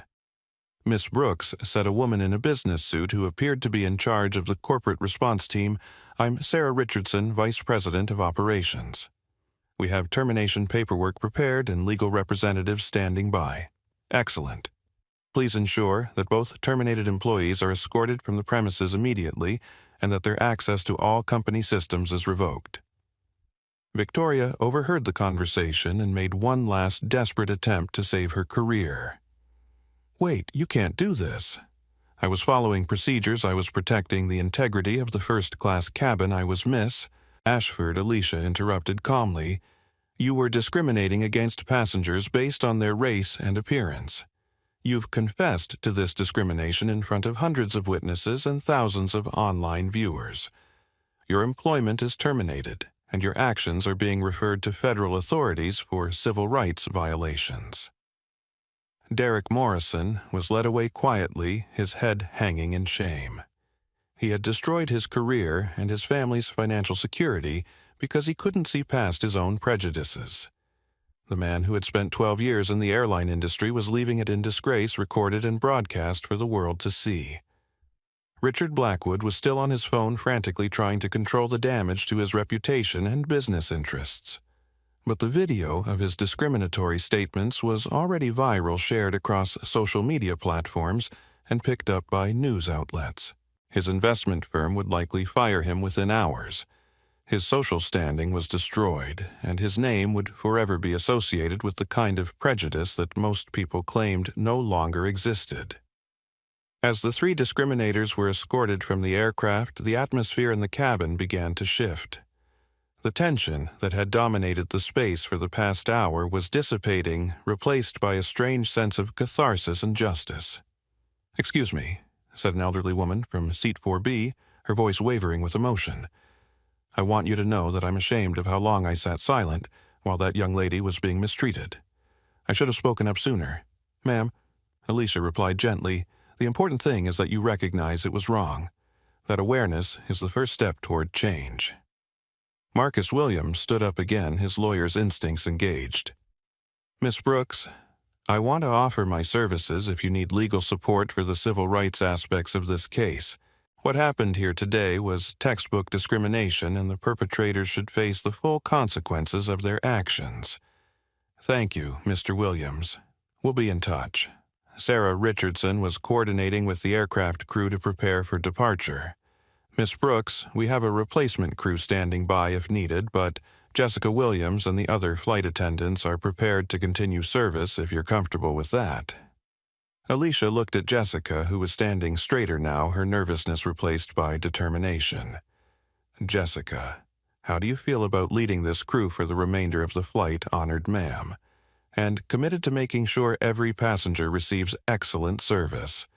Then let's continue to Miami." As the aircraft prepared for departure, Alicia settled into seat 1A, the seat that Victoria Ashford had insisted she didn't deserve, the seat that Derek Morrison had claimed was fraudulently obtained, the seat that Richard Blackwood had declared she didn't belong in.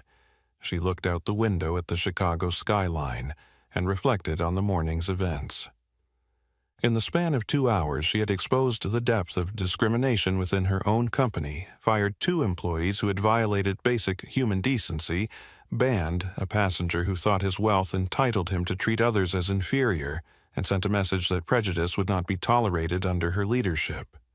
But, more importantly, she had demonstrated that power and authority came with the responsibility to protect the dignity of everyone, especially those who society might consider powerless. Jessica Williams approached with a crystal glass of champagne and a warm, genuine smile. "Welcome aboard, Miss Brooks. Is there anything I can get for you? Just a commitment that every passenger on every flight will receive this same level of respect and professionalism. You have it, ma'am, from all of us." As Skylight Flight 447 pushed back from the gate and began its journey to Miami, the story of what had happened in first class was already spreading around the world. The hashtag Skylight discrimination was trending globally. News outlets were reaching out for interviews, and somewhere in corporate boardrooms across the aviation industry, executives were reviewing their own policies and training programs, wondering if their companies were next. The flight itself was smooth and professional. Jessica Williams and her crew provided excellent service to every passenger, treating each person with the dignity and respect they deserved. The atmosphere in the cabin was lighter somehow, as if the removal of the toxic prejudice had allowed everyone to breathe more freely. But the real impact of the morning's events was only beginning to be felt. Because Alicia Brooks had done more than fire 3 people, she had created a moment of accountability that would ripple through the airline industry and beyond. By the time Skylight Flight 447 touched down in Miami at 1:15 p.m., the story of what had happened in first class had exploded across the internet with the force of a digital hurricane. The hashtag Skylight discrimination was trending #1 worldwide on Twitter, Instagram, and TikTok. News outlets from CNN to the BBC were running breaking news segments, and Alicia Brooks was about to discover that her decision to conduct an undercover assessment had created a cultural moment that extended far beyond airline policy. As passengers disembarked, many stopped to speak with Alicia personally. Marcus Williams handed her his business card. "Miss Brooks, if you need any legal support for the civil rights aspects of this case, please don't hesitate to call. What happened today was wrong, but your response was exemplary." James Peterson, whose live stream had been viewed by over 15,000 people during the flight, approached with obvious excitement. Miss Brooks, my video has been shared over 50,000 times already. People are calling it a masterclass in how to handle discrimination with dignity and power.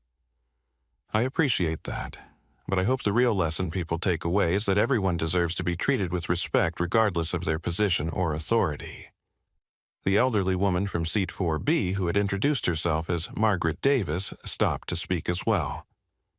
Dear, I want you to know that you've inspired this old lady to speak up the next time I see someone being treated unfairly. I've been too comfortable staying silent for too long. Mrs. Davis, that means more to me than you can possibly know. As Alicia walked through Miami International Airport, she was recognized by passengers and airport employees who had already seen the viral videos.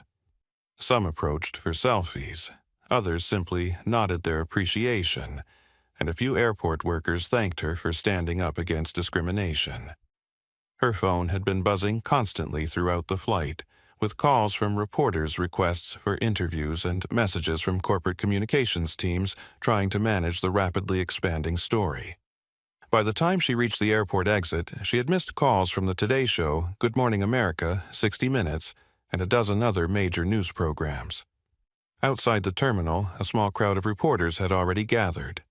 Somehow, word of her arrival had leaked, and the media was ready with cameras and microphones. Alicia paused, realizing that whatever she said next would be recorded and broadcast around the world. Miss Brooks, shouted several reporters simultaneously. Can you tell us what happened on the flight? Are you planning to sue? What changes are you implementing at Skylight?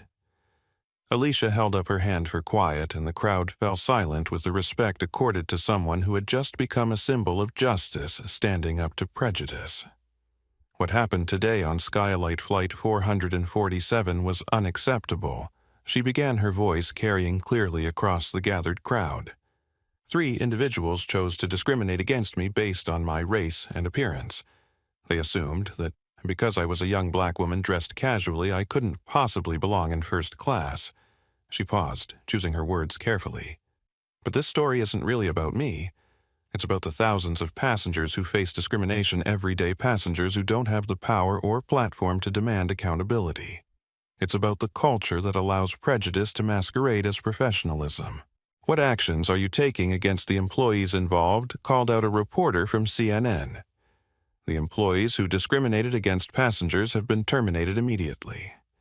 The passenger who supported and encouraged their discrimination has been permanently banned from flying with any Meridian Holdings subsidiary, and we are cooperating fully with federal authorities regarding potential civil rights violations.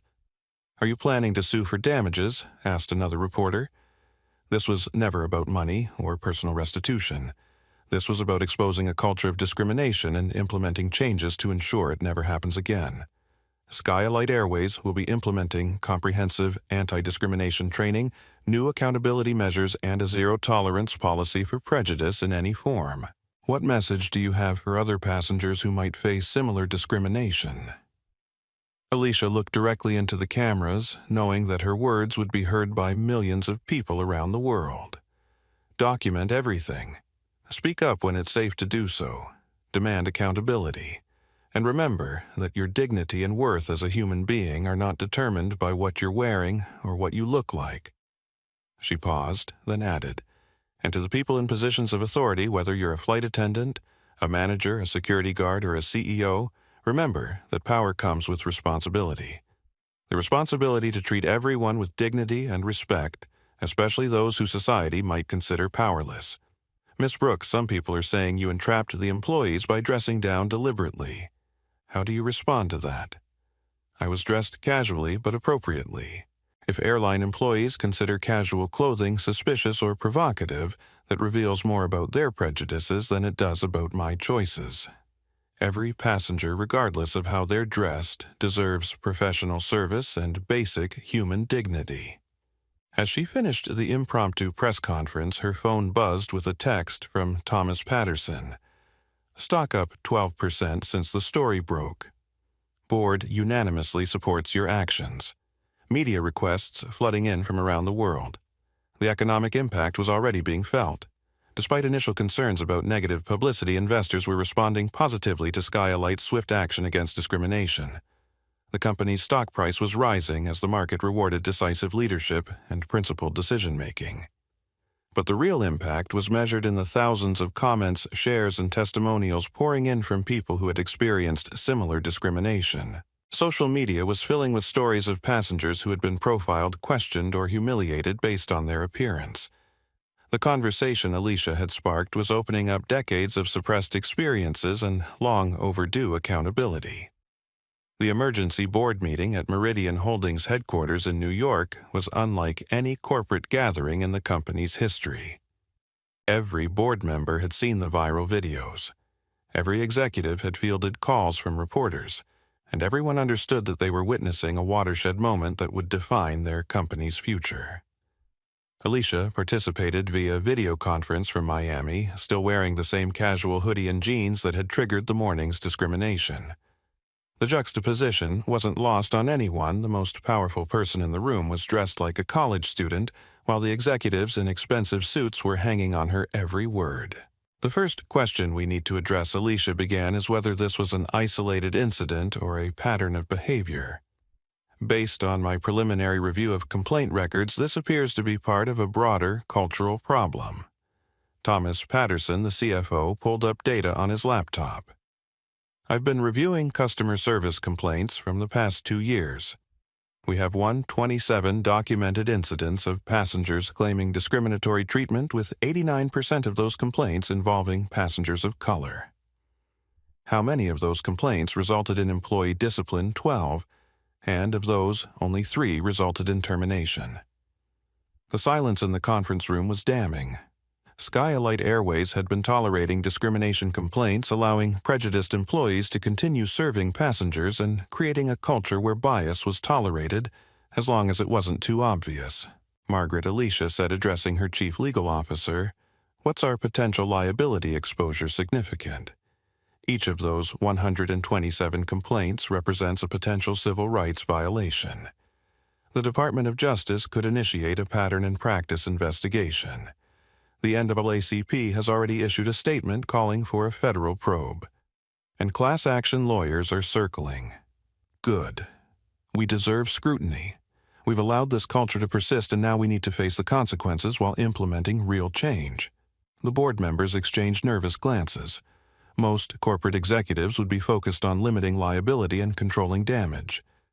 Alicia was talking about embracing accountability and welcoming federal oversight.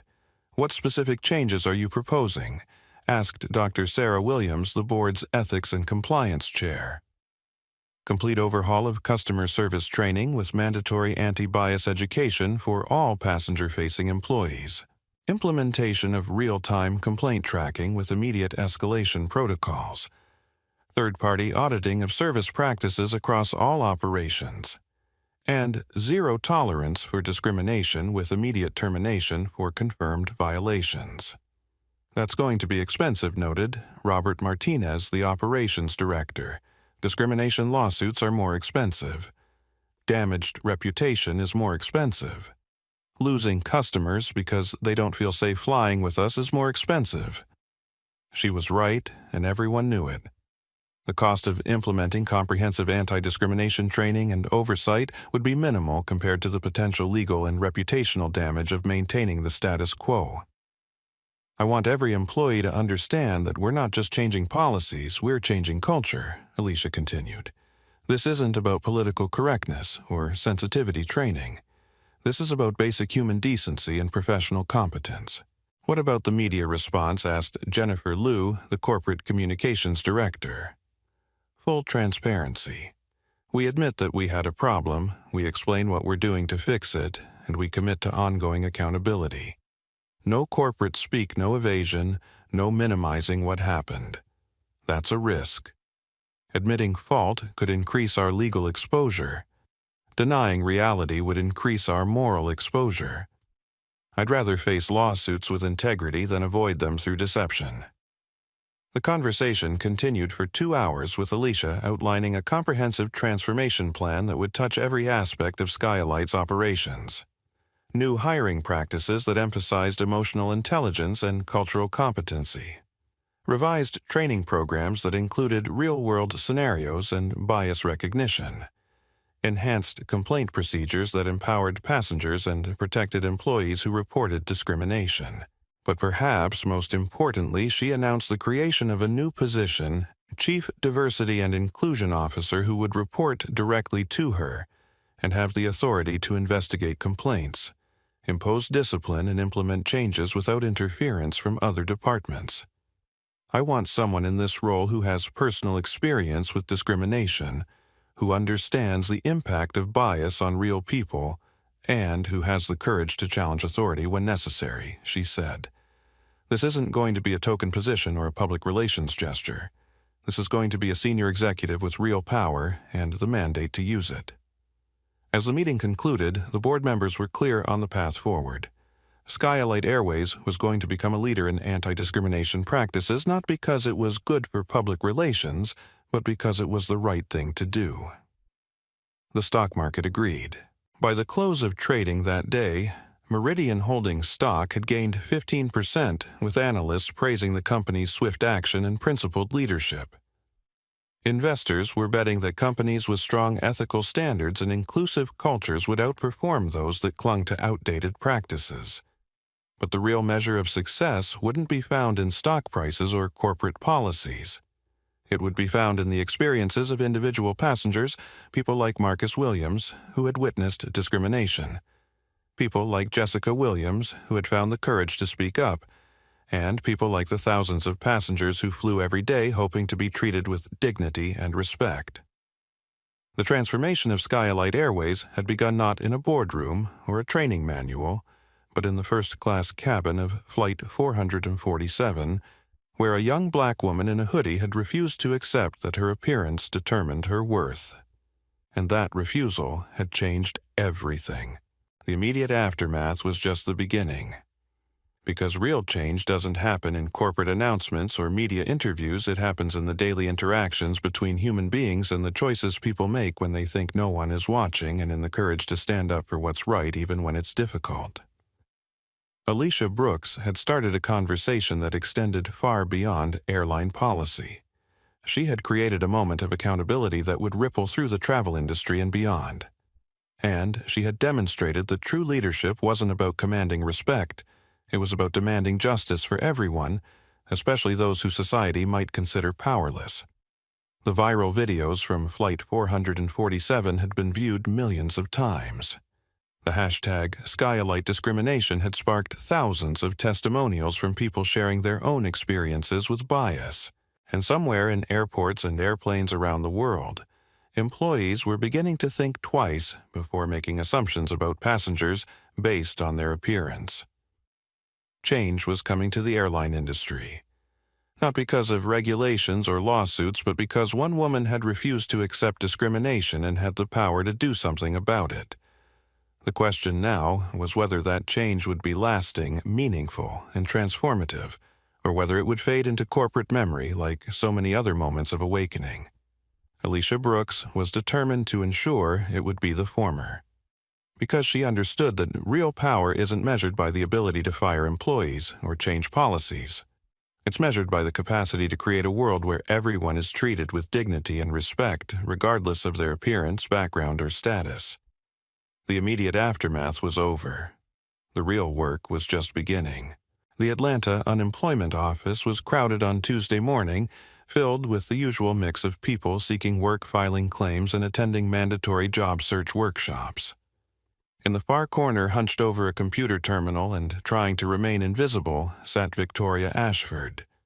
6 months earlier, she had been the head purser on international flights, commanding attention and respect with her beauty and authority. Now, she was just another unemployed person struggling to find work in an economy that had little patience for people with her particular baggage. Victoria's fall from grace had been swift and merciless. Within hours of her termination from Skylight, the viral video of her discriminatory behavior had been viewed millions of times. Her name, her face, and her words had become synonymous with workplace prejudice and abuse of authority. What had once been her greatest asset, her striking appearance, had become a liability as people recognized her from the infamous footage. She had applied for over 50 jobs in the past 6 months, flight attendant positions with other airlines, customer service roles, hospitality management, retail sales, anything that might provide a paycheck and a fresh start. But every potential employer conducted internet searches on applicants, and Victoria's search results were a disaster. Victoria Ashford, racist flight attendant. Sky Alight discrimination scandal. Flight crew fired for bias. The first page of Google results was filled with articles, videos, and commentary about her behavior on Flight 447. No amount of explaining could overcome the evidence of her own words recorded and broadcast for the world to see. Her personal life had suffered equally. Friends had distanced themselves, embarrassed to be associated with someone who had become internet infamous for the wrong reasons. Her boyfriend of 3 years had broken up with her after his colleagues began making jokes about dating the racist flight attendant. Her family in Tennessee had begged her to come home and lay low until the attention died down. But the attention never died down. The viral video had taken on a life of its own, becoming a teaching tool in diversity training programs, a case study in business schools, and a reference point for discussions about workplace discrimination. Victoria Ashford had become a permanent symbol of what not to do, how not to behave, and why bias training was necessary. The job search computer terminal was slow and frustrating, like everything else in her life had become. She was filling out an application for a retail position at a department store, a job that would pay less in a year than she used to make in a month, when she heard a familiar voice behind her. "Victoria, is that really you?" She turned to see Jennifer Walsh, a former flight attendant colleague from her early days with Skylight. Jennifer looked successful and well-dressed, clearly still employed in the industry that Victoria had been cast out of. "Hi, Jennifer," Victoria said quietly, trying to minimize the conversation before anyone else noticed. "I heard what happened, but I couldn't believe it. I mean, you always had strong opinions about passengers, but I never thought you'd—" Jennifer trailed off, clearly uncomfortable with the direction of the conversation. "I never thought I'd what? Become a viral video, lose my career, become unemployable." Jennifer shifted nervously. "Look, I'm not judging you, but what you said to that passenger, it was pretty bad, Victoria. And the way you kept doubling down even when it was clear you were wrong. I was doing my job. I was protecting the integrity of the first-class cabin." Even now, 6 months later, Victoria couldn't fully acknowledge the extent of her misconduct. She had convinced herself that she had been following proper procedures, that the passenger had been suspicious, that the whole situation had been blown out of proportion by social media and political correctness. Jennifer looked at her with something between pity and disbelief. "Victoria, you accused a passenger of fraud and theft based on her appearance. You called security on a woman whose only crime was being black and wearing casual clothes. How is that protecting anything except your own prejudices?" The words hit Victoria like a physical blow. Even former colleagues who had once laughed at her harsh judgments about passengers were now distancing themselves from her behavior. "You don't understand what it was like," Victoria said defensively. "She was acting suspiciously. She didn't look like she belonged in first class. You were just being racist," Jennifer interrupted. "And now you're unemployed because you couldn't see past your own bias long enough to do your job professionally." Jennifer walked away, leaving Victoria alone with the computer terminal and the harsh reality of her situation. She was 28 years old, attractive, intelligent, and completely unemployable because of choices she had made in one moment of prejudice that had been recorded for posterity. Meanwhile, across the country, in Seattle, Derek Morrison was having his own reckoning with the consequences of his discrimination. His wife had filed for divorce after his behavior became a viral sensation, unable to cope with the humiliation and the impact on their daughter's social life. His house had gone into foreclosure when he couldn't find steady employment. His 12-year career in the airline industry was over-destroyed by assumptions he had made about a passenger's worthiness based on her appearance. Derek was working part-time at a warehouse loading dock, a job that paid a fraction of his former salary, and offered none of the respect or authority he had once enjoyed. His former colleagues avoided him. His neighbors whispered when he walked by. His daughter, now a freshman in college, had changed her last name to her mother's maiden name, to avoid association with his infamy. The worst part wasn't the financial hardship or the social isolation. It was the gradual understanding of how wrong he had been.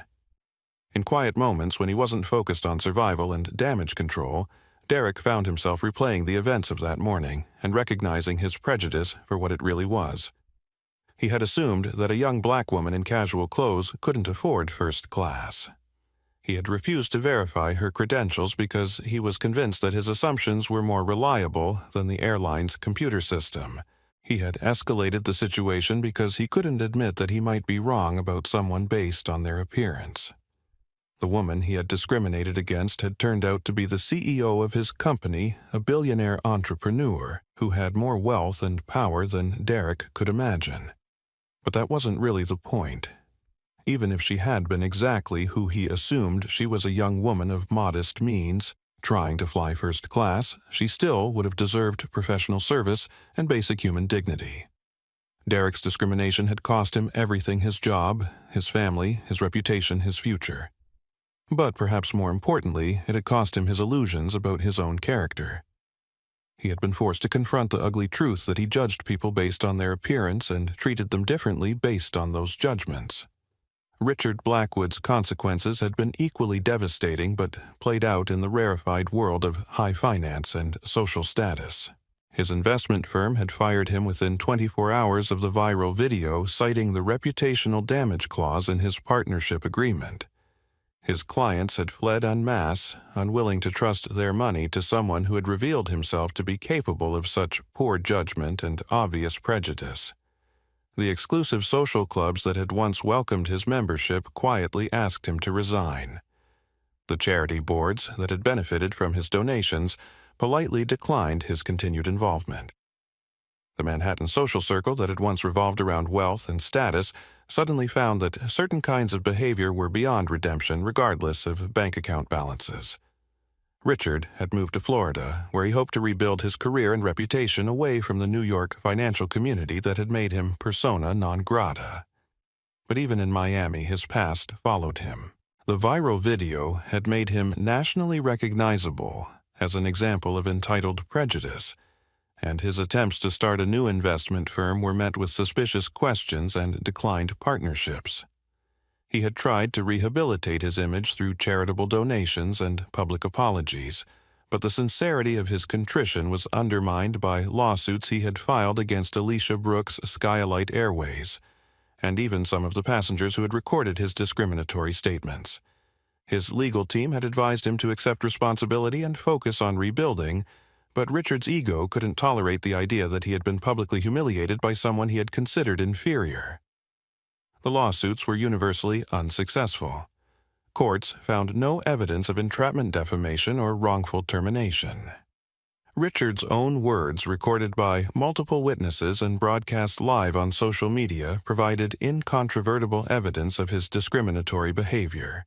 His legal challenges only served to keep the story in the news and remind people of his prejudice and poor judgment. The new Skylight Airways was barely recognizable as the same company that had employed Victoria Ashford and Derek Morrison 6 months earlier. The transformation had been comprehensive, touching every aspect of operations from hiring practices to customer service protocols to executive accountability. Jessica Williams stood in the crew briefing room at Chicago O'Hare conducting her weekly training session for new flight attendants. As the newly promoted regional customer service manager, she had become one of the faces of Skylight's cultural transformation. Her story, standing up to discriminatory behavior despite being a junior employee, had become part of the company's training materials and public relations narrative. The most important thing to remember, Jessica told the group of new hires, is that every passenger deserves the same level of professional service regardless of their appearance, age, race, or how much they paid for their ticket. The training room was diverse in a way that the old Skylight never was. The company's new hiring practices prioritized emotional intelligence and cultural competency alongside traditional qualifications.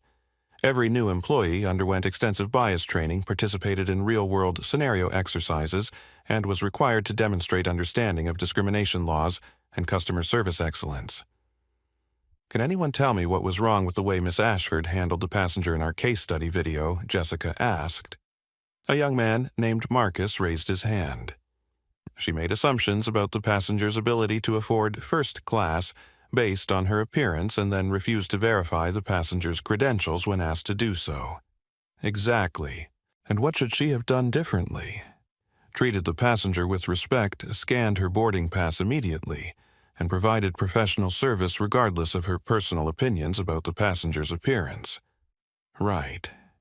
And remember, professional service isn't about agreeing with every passenger or never having private thoughts. It's about not letting your personal biases affect how you do your job. The training materials included the actual footage from Flight 447, with names and faces blurred but dialogue intact. New employees watched Victoria's discrimination unfold in real time, saw the impact on passengers and witnesses, and learned about the swift consequences that followed. It was uncomfortable viewing, but it was effective education. The transformation extended beyond training to actual policy changes. Sky Elite had implemented a real-time complaint system that allowed passengers to report discrimination immediately through their mobile app. Complaints were investigated within 24 hours, with findings reported to both the passenger and executive management.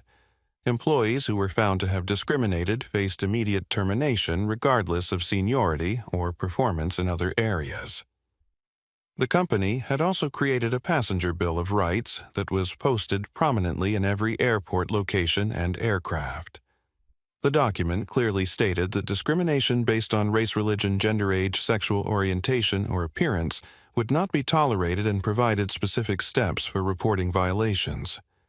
Perhaps most importantly, Sky Elite had hired Dr. Carmen Rodriguez as Chief Diversity and Inclusion Officer, a position that reported directly to Alicia Brooks and had real authority to investigate discipline and implement changes. Dr. Rodriguez had a PhD in organizational psychology and 15 years of experience in civil rights enforcement.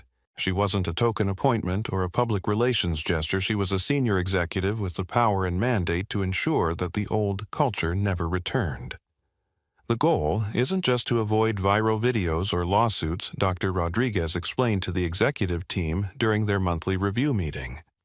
The goal is to create an environment where every passenger feels welcomed and valued, where every employee understands that discrimination is incompatible with professional excellence.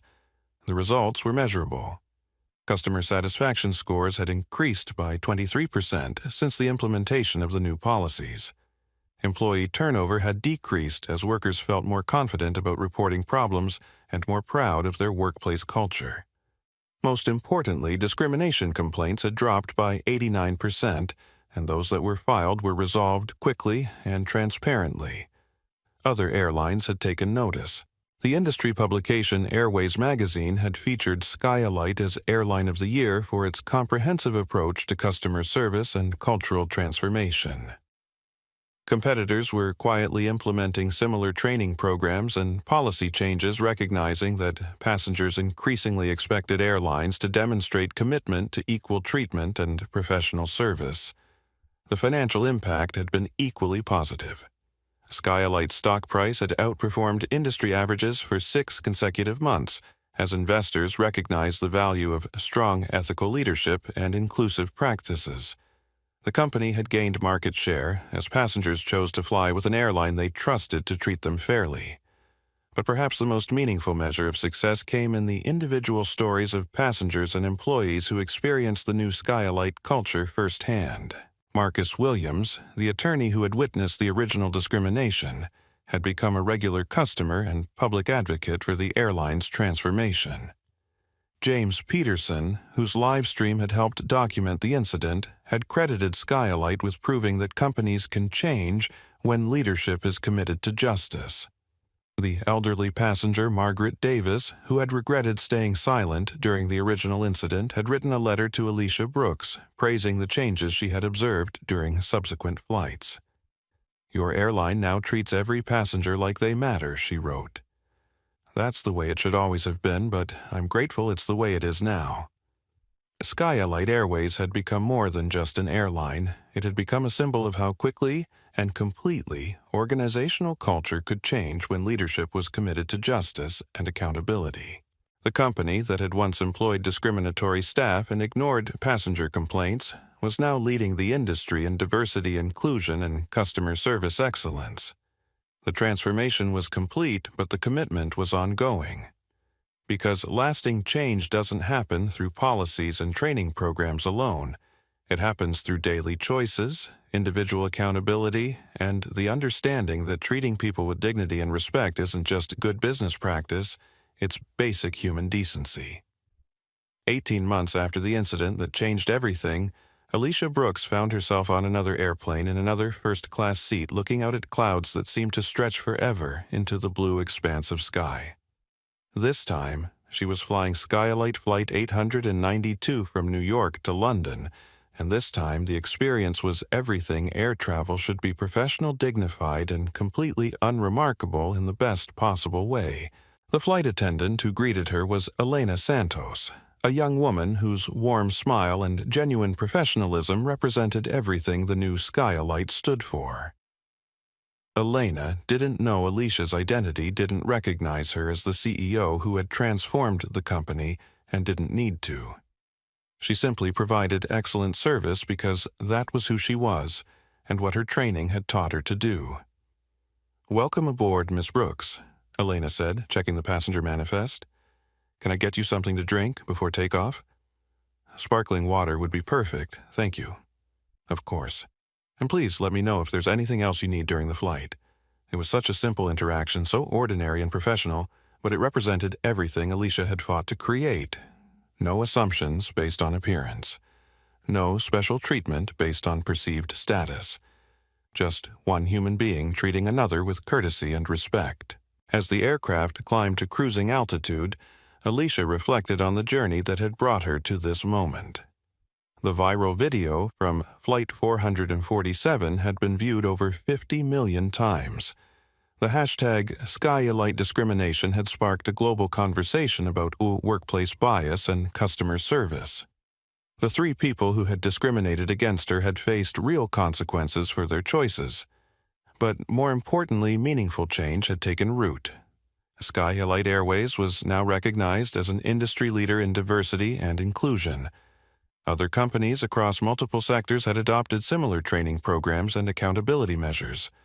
The conversation about discrimination had moved beyond social media trends to become part of corporate governance and business strategy. Victoria Ashford, Derek Morrison, and Richard Blackwood had become cautionary tales examples of how quickly prejudice could destroy lives and careers in an interconnected world where bad behavior was recorded and shared instantly. Their downfall had been swift and public, but it had also created space for better people to rise and better practices to take hold. Alicia pulled out her tablet and opened her Notes app. She had been invited to give the keynote speech at the International Conference on Workplace Equality, and she wanted to craft words that would capture not just what had happened on Flight 447, but what it meant for the future of how people treat each other. Prejudice, she typed, is the ultimate failure of imagination. It's the inability to see past surface appearances to recognize the humanity and dignity that exists in every person. When we judge people by their clothes, their accent, their age, or their race, we're not protecting standards, we're revealing our own limitations. She paused, watching clouds drift past the window, thinking about all the people who had been affected by what happened that morning, 18 months ago. The passengers who had found the courage to speak up when they witnessed discrimination. The employees who had learned to examine their own biases and commit to professional excellence. The executives who had discovered that doing the right thing could also be good business. True power, she continued typing, isn't the ability to diminish others based on assumptions and prejudice. True power is the capacity to see the worth in every person and the courage to defend that worth when it's under attack. It's the understanding that how we treat the people society considers powerless reveals who we really are. The words flowed easily, because they came from lived experience, from the understanding that dignity wasn't something that could be earned or lost based on appearance or status. It was something that belonged to everyone simply because they were human. The person in the hoodie might own your company. The quiet woman in the corner might control your future. The passenger you're about to dismiss might just have the power to change your world. But even if they don't, even if they're exactly who you assume they are, they still deserve your respect, your professionalism, and your basic human decency. Alicia saved the document and put her tablet away. Through the aircraft window, she could see the lights of London beginning to twinkle in the distance. A city full of millions of people who deserve to be treated with dignity, regardless of their appearance, background, or circumstances. The transformation of Skylight Airways had been complete, but the work of creating a more just and equitable world was ongoing. Every interaction was an opportunity to choose respect over prejudice, understanding over assumption, justice over convenience. As Flight 892 began its descent into Heathrow Airport, Alicia felt a deep sense of satisfaction.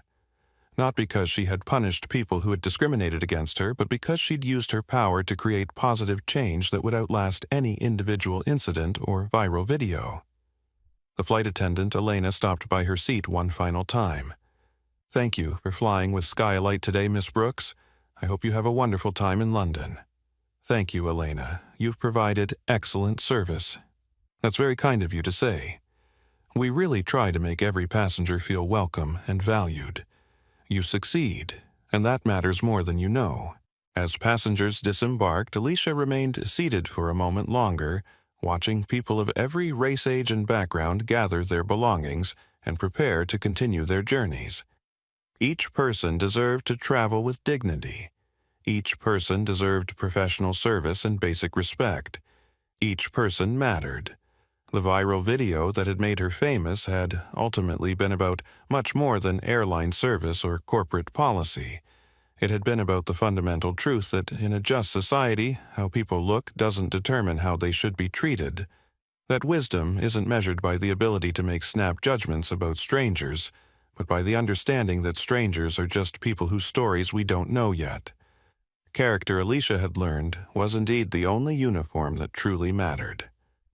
And in a world where character was increasingly rare, the choice to treat everyone with dignity and respect had become a revolutionary act. The airplane had landed safely. The passengers had been served professionally, and justice had been done not through punishment or retribution, but through the simple act of creating a world where everyone could travel with dignity. That was the real victory. That was the lasting change. That was the universal message that would outlive any viral video or trending hashtag treat people like they matter, because they do. If this story moved you, I want you to take action. Hit that like button right now to show your support for justice and equality. Subscribe to this channel because we bring you real stories about standing up for what's right. And most importantly, share this video with someone who needs to hear this message. Because change doesn't happen when we just watch from the sidelines. Change happens when we decide that discrimination is unacceptable, when we choose to treat everyone with dignity, and when we have the courage to speak up for what's right. Your voice matters. Your actions matter. And together, we can create a world where everyone is treated with the respect they deserve. So, smash that like button, hit subscribe with the notification bell turned on, and share this story with your friends and family. Because the next time you see someone being treated unfairly, you'll remember Alicia Brooks and know that sometimes the quiet person in the corner might just have the power to change everything. Thanks for watching, and remember, character is the only uniform that truly matters.